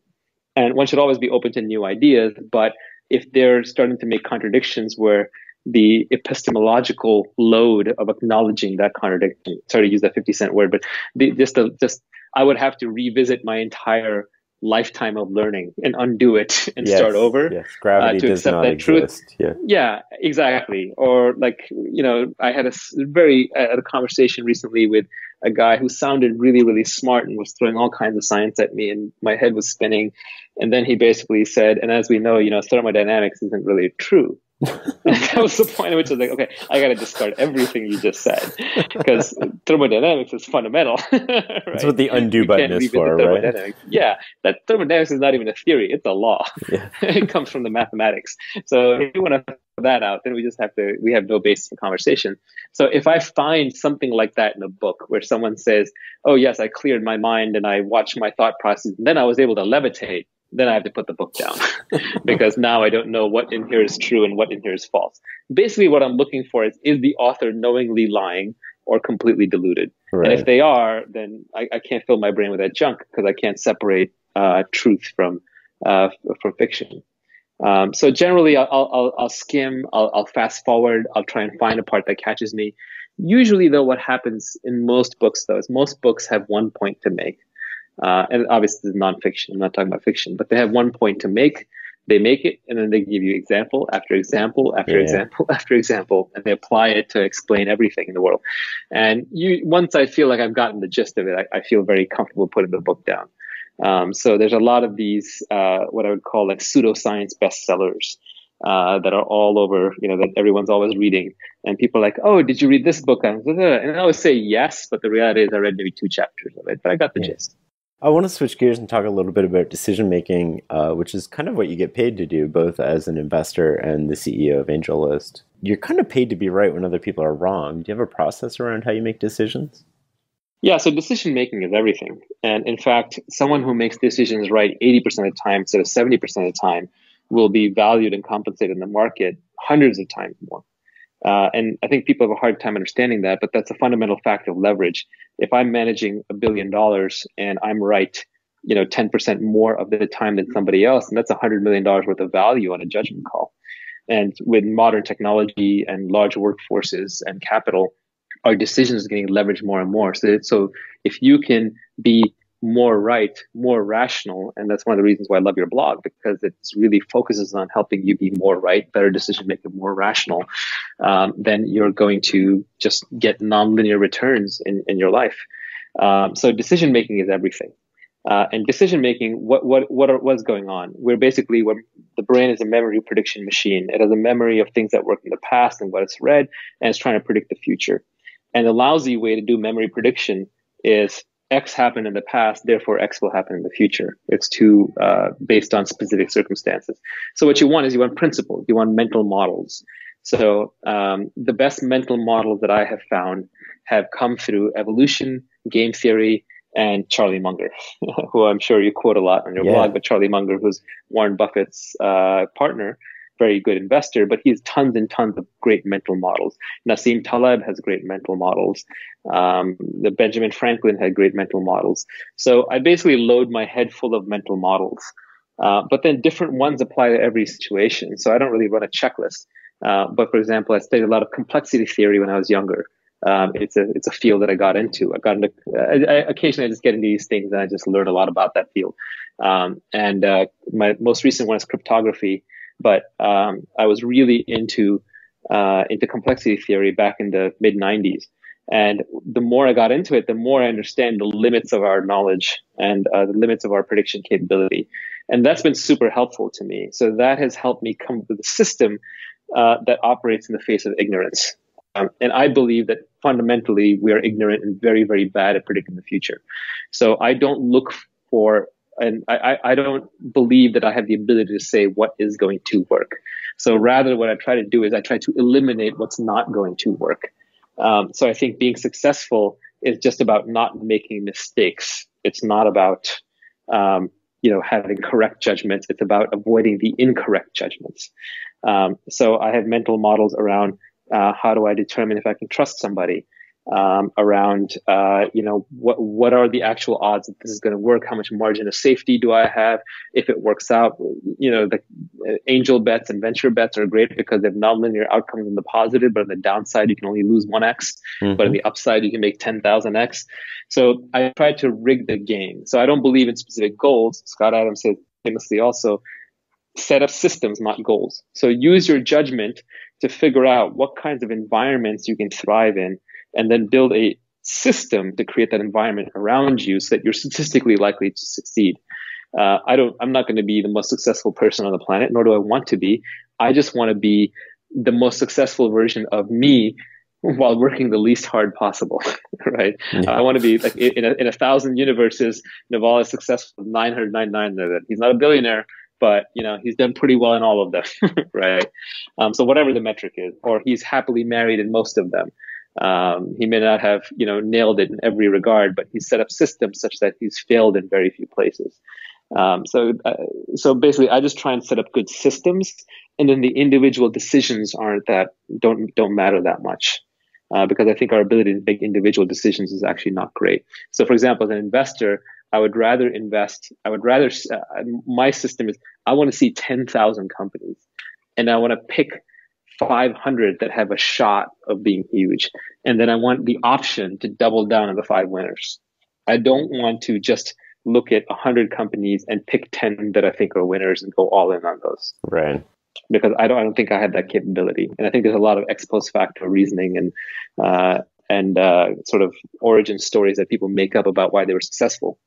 But the real separation here is you look at which people are consistently successful, especially in Silicon Valley. There are lots of one-hit wonders, but how many people consistently seem to do something interesting, build something interesting, make money, and do something new? I'm not in this to make money. Money is just a piece of paper. And every time I see one of these billionaire founders, giving away to a hospital or whatever, they overshot. They didn't need that much money. Right. So there's huge diminishing returns to money after a certain point. Especially now that I'm more into freedom from rather than freedom to. There's nothing I want to do that I can't do. So literally, money in that sense is a boat anchor around my neck, because all it is something that I'm then fearful of losing, something I'm getting jealousy debates about, something people want from me. So I'm not even anymore for the money. It's like, can I do something interesting and new?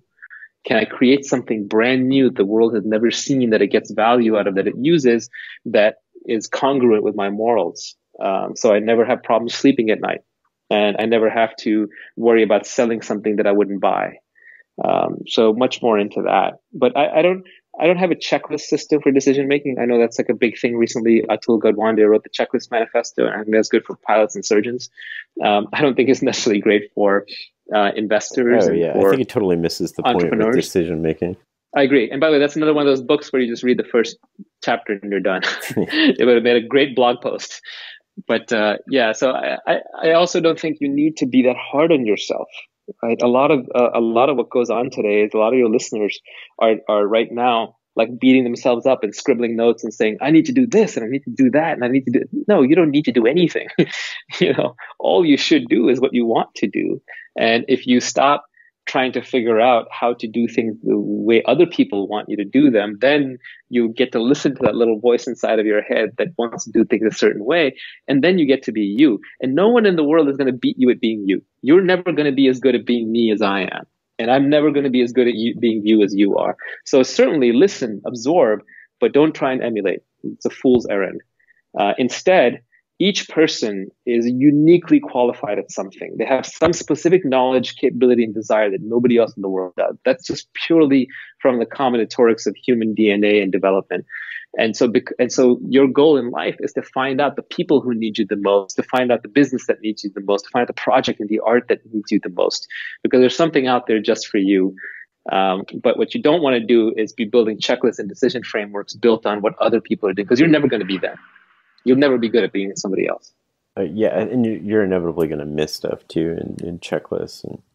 And you mentioned kind of like how do you determine if you can trust somebody? And I know you've said in the past you kind of use Buffett's criteria for evaluating people, which is the combination of intelligence, energy, and integrity. What predictive signals do you pay attention to for each? How do you determine if you can trust someone? A large part of your job. That's the hardest one. Right? Yeah, integrity is the hardest one, and integrity is usually comes out in two ways. One is long term, which is just you've known somebody for a while and you kind of know how they think about things. But the more interesting one, there's a short term one, which is you just kind of see how they treat other people. So there are lots and lots of people who will, not screw over. Screw over is a strong word, but they will do something that is self-dealing or slightly unethical relative to another business partner. But the whole time they'll say to you, nudge, nudge, wink, wink, I'm taking advantage of that person because they deserve it. But you're my friend. I would never do that to you. Oh, of course they would. And the thing is, yeah, exactly. It's very easy to change your definition of who friends are. Yeah. I find that the people who really do things out of integrity, they have an internal moral compass. So they don't do unfair, unethical, or bad deals with other people because it would soil their own view of themselves, and they wouldn't be able to sleep with themselves at night. So some of the highest integrity people I know, the worst thing you can do is you can say to them, well, I think you're self-dealing on that one. And they will get so unhappy because they'll be like, well, no, that's not who I am. I can't be that person. And they'll bend over backwards. Yeah. Usually I find that people that I negotiate with who are high integrity, they're very easy to negotiate with. They'll give you things that they don't need to give you because they think it's fair, and vice versa. So negotiations with high integrity people are usually very easy. You're giving each other things to make sure the other person's happy enough that the deal survives, because unhappy deals get unwound and they become short-term relationships which don't have any compounding benefits. And then finally, if someone is going around and talking about how honest they are, they're probably dishonest. That's just like a little telltale indicator I've learned. When someone spends too much time talking about their own values or talking themselves up, they're covering for something. So there's actually a good book. It's kind of out of print. I think it's hard to track down. Maybe you can find it online somewhere. And it's not the obvious one. The name of the book is called The Art of Manipulation. And I found it because of a tweet that I followed from Illustratus. And it was really good. It was because this guy basically goes undercover and lives with con men. And he spends time with them running cons and learning all about cons. And he just very, without judgment, he just lays down how con men work. And he puts down there how to spot them when they're being dishonest. And some of the telltale signs are they'll push the deal a little bit too hard. They'll sell just a little bit too hard. They'll talk about how honest they are. But I have great people in my life who are extremely successful, very desirable, like everybody wants to be their friend, very smart. And yet I've seen them do one or two things that are slightly not great to other people. And the first time I'll tell them, I'll go up and I'll say, hey, look, I don't think you should do that to that other person, not because you won't get away with it. You will get away with it, but because it'll hurt you in the end, not in some cosmic karma kind of way, but just I believe that deep down, we all know who we are. Mm-hmm. You cannot hide anything from yourself. And so your own failures are written within your psyche and they're obvious to you. And so if you have too many of these moral shortcomings, you will not respect yourself. And the worst outcome in this world is not having self-esteem. If you don't love yourself, who will? So I think that you just have to be very careful about doing things that you are fundamentally not going to be proud of because they will damage you. So the first time around, I warned them. By the way, nobody changes, right? And then I just kind of distanced myself from them. They just sort of, cut them out of my life. Like I just have this saying inside my head: the closer you want to get to me, the better your values have to be. And like for example, when I met yeah. when I met my wife, it was a great test because I really wanted to be with her, and she wasn't so sure at the beginning. And so, and in the end, we ended up together because she saw my values. And I'm lucky I had developed them by that point, because if I hadn't, I wouldn't have gotten her. Not that I own her or anything. There's no attachment like that, but I wouldn't have deserved her. It's like, as Charlie Munger says, to find a worthy mate, be worthy of a worthy mate. So I think working on your values is long-term selfish, although short-term it's absolutely involves sacrifices. If being ethical were profitable, everybody would do it, and we wouldn't have to have a separate concept. We wouldn't even talk about it. There would be no books on it. There would be no one would ever talk about values because it'd be profitable. But it's not. It's obviously unprofitable. It involves sacrifices. But like everything in life, if you're willing to make the short-term sacrifice, you'll have the long-term benefit. My physical trainer, Jerzy Gregorek, really wise, brilliant guy. He always says, easy choices, hard life, hard choices, easy life. So basically, if you're making the hard choices right now on what to eat, you're not eating all the junk food you want, and making the hard choice to work out, then your life long-term will be easy. You won't be sick. You won't be unhealthy. Same is true of values. Same is true of saving up for a rainy day. Same is true of how you approach your relationships. But if you make the easy choices right now, your overall life will be a lot harder. I want to dive into intelligence a little bit there too. Like, how do you separate the people who know what they're talking about from these people who pretend they know what they're doing? I mean, we're full of a world where it's so easy to pretend you have knowledge that you don't actually have. Real knowledge is intrinsic, in that it's built from the ground up. So going back to my math example earlier, you can understand trigonometry without understanding arithmetic or geometry. So basically, if someone is using a lot of fancy words and a lot of big concepts, they probably don't know what they're talking about. I think the smartest people can explain things to a child. And if you can't explain it to a child, then you don't know it. And I think that's very true. I know it's a common saying, but Richard Feynman, very famously, if you go into his lecture, 6 Easy Pieces, where his early physics lectures, he has one where he basically explains mathematics in 3 pages. He starts from number line counting, and then he goes all the way up to pre-calculus, and he just builds it up through an unbroken chain of logic. He doesn't rely on any definitions. For example, if somebody says like, oh, that bird is called this, or, the rule for this thing is that, they're not really telling you anything fundamental. They're telling you about humans. They're telling you about naming systems. True understanding is about algorithms. It's about understanding how things connect to each other. So I think it's the mark of a charlatan to try and explain simple things in complicated ways. And it's the mark of a genius to explain complicated things in simple ways. So really, they should be able to do it very, very, very, very simply. And I have to catch myself on this because I have a big vocabulary because I've read a lot. So I can sound smarter than I am just by using big words. But in the process, I'm being dishonest with myself. It's okay to use more precise words. English is a big language with a lot of words, and so that allows for a lot of precision. But if you're deliberately using words that your audience doesn't know, or if you even think you're using a word that your audience doesn't know and you don't catch yourself and correct that, then you're essentially being dishonest. You're just trying to show off. You're trying to pull one over their eyes. There's a great book by Randall Munroe, who is the creator of XKCD, that very science-oriented comic. And it's called Upgoer 5. It's a reference to the Saturn V rocket that took the Apollo missions into space. And what he's doing in that book is he explains all these very complicated concepts, all the way from climate change to physical systems to submarines and so on. But he does it using only the 1,000 most common words in the English language. Yeah. So that's why he calls the Saturn V rocket Upgoer 5, because it's called a rocket. You can't define a rocket as a spaceship or a rocket. It's self-referential. He says Upgoer. It's this thing that goes up, and kids get that right away. That's a Thing Explainer, right? The book, I think. Oh yeah, I'm sorry, you're right. The name of the book is Thing Explainer. Yeah, and Upgoer 5 is one of the pages.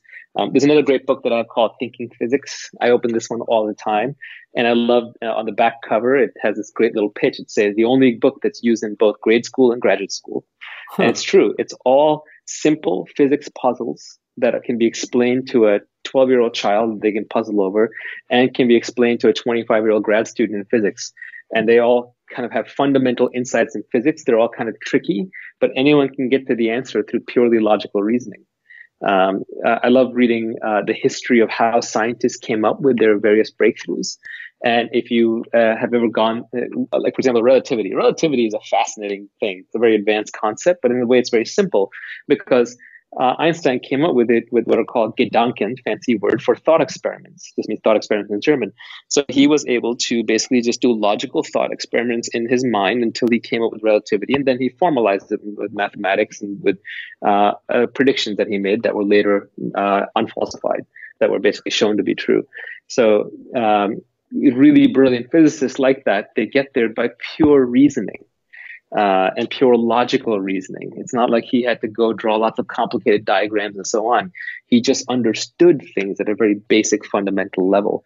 So again, this goes back to, I think the really smart thinkers are clear thinkers, and they understand things they understand the basics at a very, very fundamental level. And I would rather understand the basics really well than have memorized all kinds of complicated concepts that then I can't stitch together, and I can't rederive them from the basics. If you can't rederive it from the basics as you need it, you're lost. You're just memorizing. Yeah.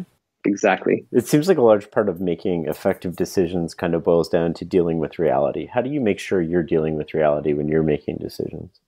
By not having a strong sense of self or judgments or mind presence. The monkey mind will always respond with this regurgitated emotional response to what it thinks the world should be, and that will cloud your reality.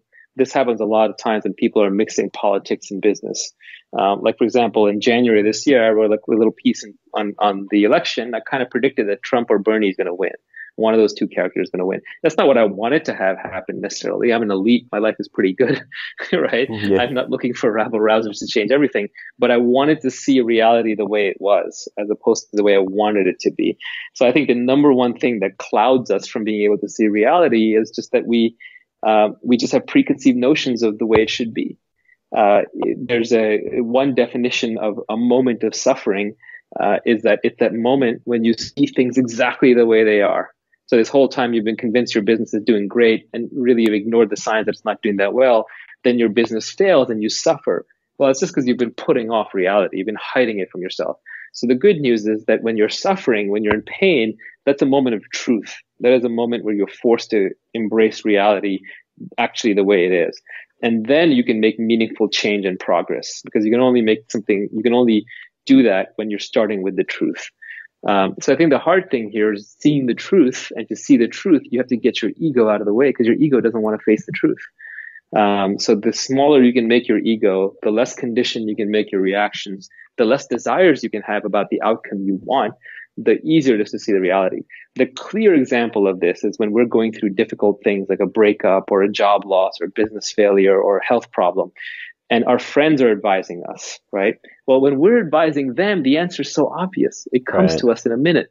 And we tell them exactly, oh, that girl, get over her. She wasn't good for you anyway. You'll be happier. Trust me, you'll find someone. You know what the correct answer is, but that person can't see it because they're in that moment of suffering and pain, and they're still wishing that reality was different.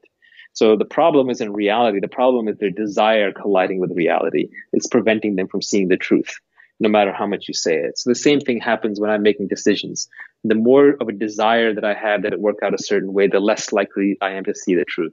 So especially in business, if something isn't going well, I try to acknowledge that publicly. And I try to acknowledge it publicly in front of my co-founders and friends and coworkers, because that way then I'm not hiding it from anybody else. If I'm not hiding it from anybody else, then I'm not going to basically delude myself in what's actually going on. You once said anything you can think of has been thought of and tried. The only way you're going to find something is if you stick to it at an irrational level and try a whole bunch of things.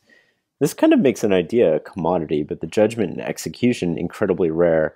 How do you evaluate if someone is picking the right idea and if they have the capacity to execute on that idea? The best founders I found are the ones who are very long-term thinkers. So even decisions that maybe they shouldn't care that much about early on, they fixate on because they are not building a house. They're putting bricks in the foundation of a skyscraper, at least in their minds.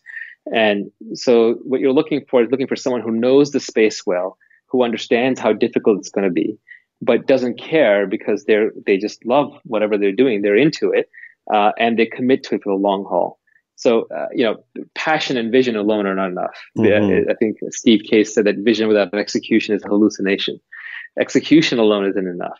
And then, unfortunately, at least in the technology business, there's a lot of luck required. Right place, right time, market forces, timing, regulatory action against or pro. So there's a lot of things that you control, where the platforms are shifting, what open source efforts show up.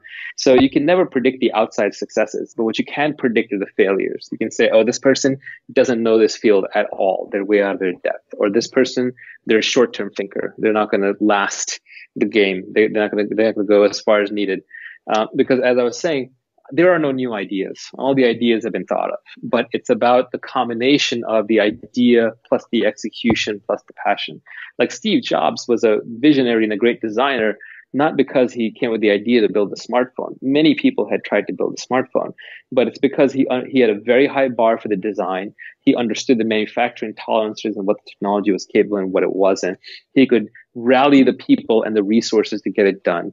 He actually didn't care about the financial outcome. He took $1 salary from Apple. He just wanted to see it done.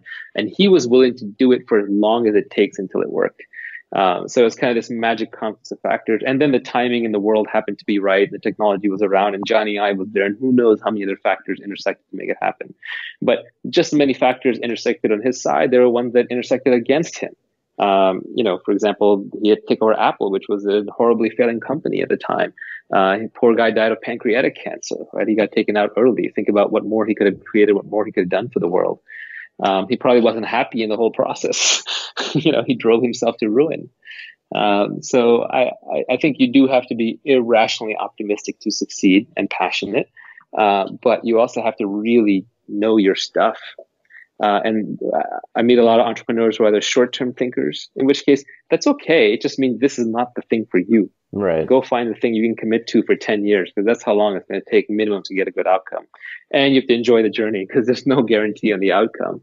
And you have to be really, really good at it, which means that you probably love it so much that you're willing to put in the time before there's even any return on it. So I think the best founders, they have a deep understanding of the space they're going into, enough to be contrarian.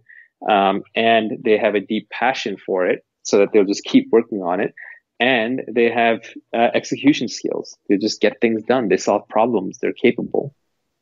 I love that. I don't get to invest with angel founders, so I don't, but we all deal with people with similar, in business or life. If we're establishing a partnership, whether it's with a customer, a supplier, a relationship, we have similar concerns about their short-term thinking and will they take advantage of us, and how should we go about entering that relationship, and is this relationship fragile? I think that's a good way to think about it. One thing I figured out kind of late is that generally, at least in the tech business in Silicon Valley, great people have great outcomes. You just have to be patient. Every person that I met at the beginning of my career 20 years ago, where I looked at it and said, wow, that guy or that gal is super capable. They're so smart and dedicated and blah, blah, blah. Now we'll just be friends or hang out or whatever. I kind of forgot about them. All of them, almost without exception, became extremely successful. You just had to give them a long enough time scale. It never happens in the time scale you want or they want, but it does happen. I want to circle back and ask you a few more questions about life before we wrap up. You've kind of called your philosophy rational Buddhism. How does that differ from traditional Buddhism, and what type of exploration did you go through to arrive at that? Yeah, the rational part means that I have to reconcile with science and evolution. And I have to reject all the pieces that I can't verify for myself. So, for example, is meditation good for you? Yes. Is clearing your mind a good thing? Yes. Is there a base layer of awareness kind of below your monkey mind? Yes, all of these things I've verified for myself. And some of the beliefs that come out of Buddhism, I believe and follow because, again, I've verified or reasoned with thought experiments there myself. But what I will not accept is things that are written down as just so. Like, oh, there's a past lives that you're paying off the karma for. Well, I haven't seen it. I don't remember any past lives. I don't have any memory. So I just have to not believe that. Or when people say, your third chakra is opening and your second chakra is, I don't know, this is fancy nomenclature, right? I have not been able to verify or confirm any of that on my own. So if I can't verify it on my own, or if I cannot get there through science, then it may be true, it may be false, but it's not falsifiable. So I cannot view it as a fundamental truth. On the other side, I do know that evolution is true. I do know that we are, evolved survival and replication machines.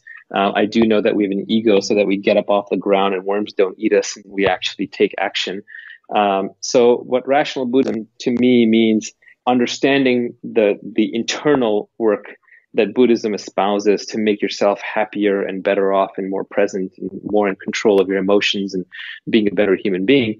But I don't subscribe to anything fanciful just because it was written down in a book. I don't think I can levitate. I don't think that meditation is going to give me superpowers and those kinds of things. So it's basically try everything, test it for yourself, be skeptical, keep what's useful and discard what's not. So I would say my philosophy falls down to on one pole is evolution as a binding principle because it explains so much about humans. And on the other side is Buddhism, which is the oldest, most time-tested spiritual philosophy on the internal state of being inside each of us. And I think those are absolutely reconcilable. I actually want to write a blog post at some point about how you can map the tenets of Buddhism, especially the non-fanciful ones, directly into a virtual reality simulation. What I mean by that is if you believe we're living in a VR sim, which I know some people are espousing, or if you believe the Buddhist view of the world with samsara and nirvana and all that, you would actually come to the same conclusions on how to live your life. What are the areas of your life right now that you'd like to change the most and why? I would like to be less. I'd like to be less time bound. I'd like to be less greedy about signing up for things. I don't know how to describe this. You know what it really is? I had a tweet recently where I was going back and forth with somebody, and then came up with this concept of there should be a 2-factor authentication on your calendar. Oh, right? yes. With 2-factor exactly. So there's 2-factor authentication when you're logging into a website so that if your password gets stolen, the thief or hacker doesn't have your phone, so they can't log in because the phone has to generate a unique code. Well, I wish there was a 2-factor code against my calendar because current me, present me, is always making promises for future me. Current me is tired, exhausted, hungry, wants to go home, wants to go to sleep, wants to read a book, wants to hang out with the wife and baby.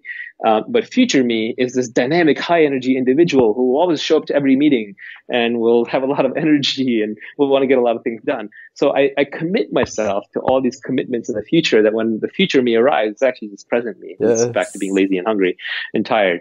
So I want a 2-factor against myself. And the way I would like to do that is I think every time I make a commitment to anything, I should instead just write it down.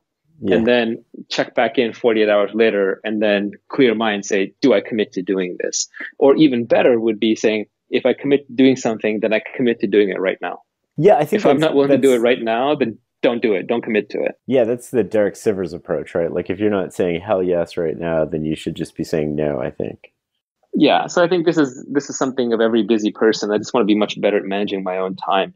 Because you go through life through an exploration phase and then you switch to an exploitation phase. And I'm very much in the exploitation phase. I'm not looking for more exploration. But all that said, I have a hard time saying no. If I had one wish, the most important thing to me would be I would constantly be running my mind in debug mode. I would literally be watching every single thought I have and letting no reaction pass without it being stopped, inspected, stripped, searched, examined, understood, and then let go. But the reality is that takes a lot of time, and we're just highly conditioned creatures. So I do view a lot of my goals over the next few years of unconditioning previous learned responses or habituated responses.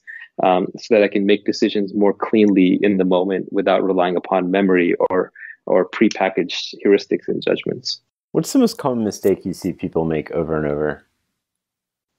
I think the most common, I mean, this is a very tough question because it's so contextual, right? It really depends on the context. I think the most common mistake, if I look at out there on planet Earth, like for humanity, is the idea or the belief that you're going to be made happy because of some external circumstance. And I know that's not original, that's not new, that's fundamental Buddhist wisdom. So I'm not taking credit for it, but I think I really just recognize it as a fundamental level, including in myself. Like we just bought a new car, we have a baby, so we need a safer car. We were driving a little Mini Cooper before, not enough room in there.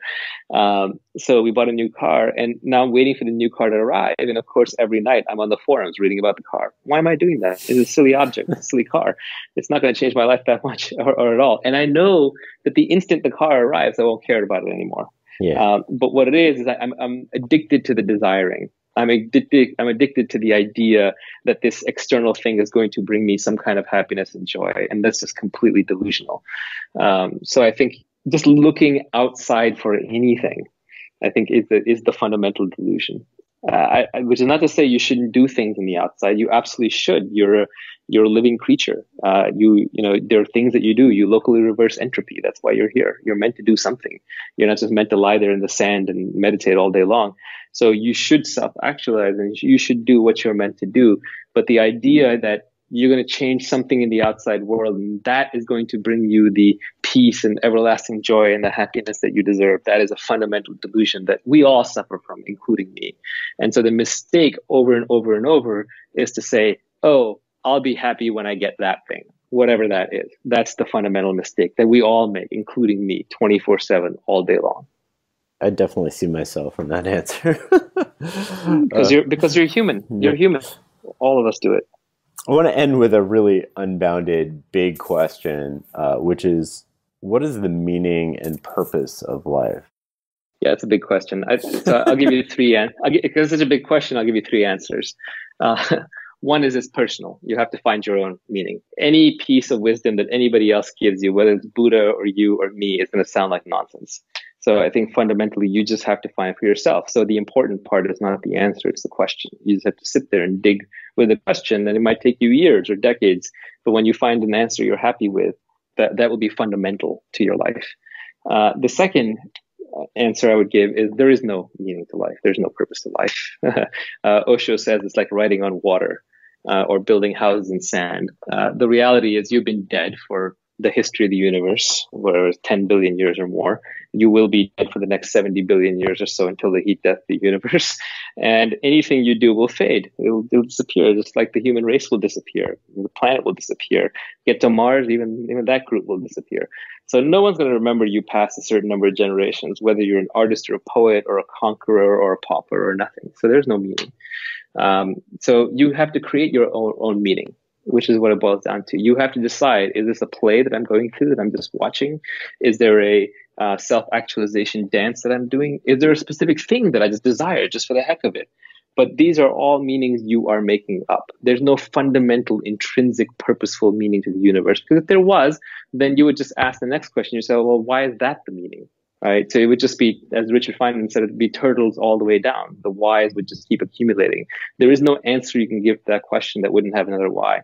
And I don't buy the everlasting afterlife answers because it seems insane to me with absolutely no evidence to believe that because of how you lived 70 years here on this planet, that you're going to spend an eternity, which is a very long time, in some afterlife.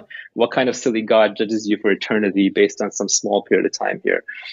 So I think that after this life, it's very much like before you were born. Remember that? It's going to be just like that. and when before you were born, you didn't care about anything or anyone, including your loved ones, including yourself, including humans, including whether we go to Mars or whether we stay on planet Earth and whether there's an AI or not. You just don't care. So like I met this entrepreneur who was obsessed with Steve Jobs, and he was making all these sacrifices to try and be like the next Steve Jobs. And I said to him, do you want to be exactly like Steve Jobs right now? He said, yes. And I said, well, Steve Jobs is dead. He doesn't care about anything. He's gone, like zero. He's not registering at all. So if you want to be like Steve Jobs, you don't want to be like Steve Jobs. Just be you right now. He would trade places with you right now in an instant if he could. So I don't think there's any real meaning or purpose to life. And then the last answer I'll give you is a little more complicated than that. From what I've been reading in science, friends of mine have written books on this, have kind of stitched together some theories, and maybe there is a meaning to life, but it's not a very satisfying purpose. Basically, in physics, the arrow of time comes from entropy. Second law of thermodynamics says that entropy only goes up, which means disorder in the universe only goes up, which means concentrated free energy only goes down. And if you look at what living things are, living systems, humans, plants, civilizations, what have you, these are systems that are locally reversing entropy. Humans locally reverse entropy because we have action.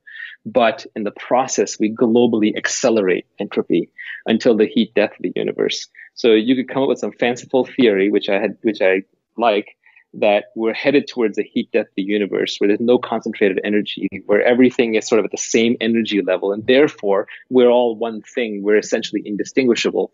And what we are doing as living systems is we're accelerating getting to that state. So the more complex of a system you create, whether it's through computers and civilization or through art and mathematics or just through creating a family, you're actually accelerating the heat death of the universe. So you're pushing us towards this point where we end up as one thing. But I think that's a kind of an unsatisfying answer if you're looking for personal meaning today in your life. That was phenomenal. Listen, Naval, thank you so much. This was just absolutely mind-blowing. I really appreciate it. Where can people find you? Twitter at Naval, or on my blog at startupboy.com. Thank you so much. Thank you. It's been great. Hey guys, this is Shane again. Just a few more things before we wrap up. You can find show notes at farnamstreetblog.com/podcast. That's FARNAMSTREETBLOG.com/podcast. You can also find information there on how to get a transcript. And if you'd like to receive a weekly email from me filled with all sorts of brain food, go to farnamstreetblog.com/newsletter. This is all the good stuff I've found on the web that week that I've read and shared with close friends, books I'm reading, and so much more. Thank you for listening.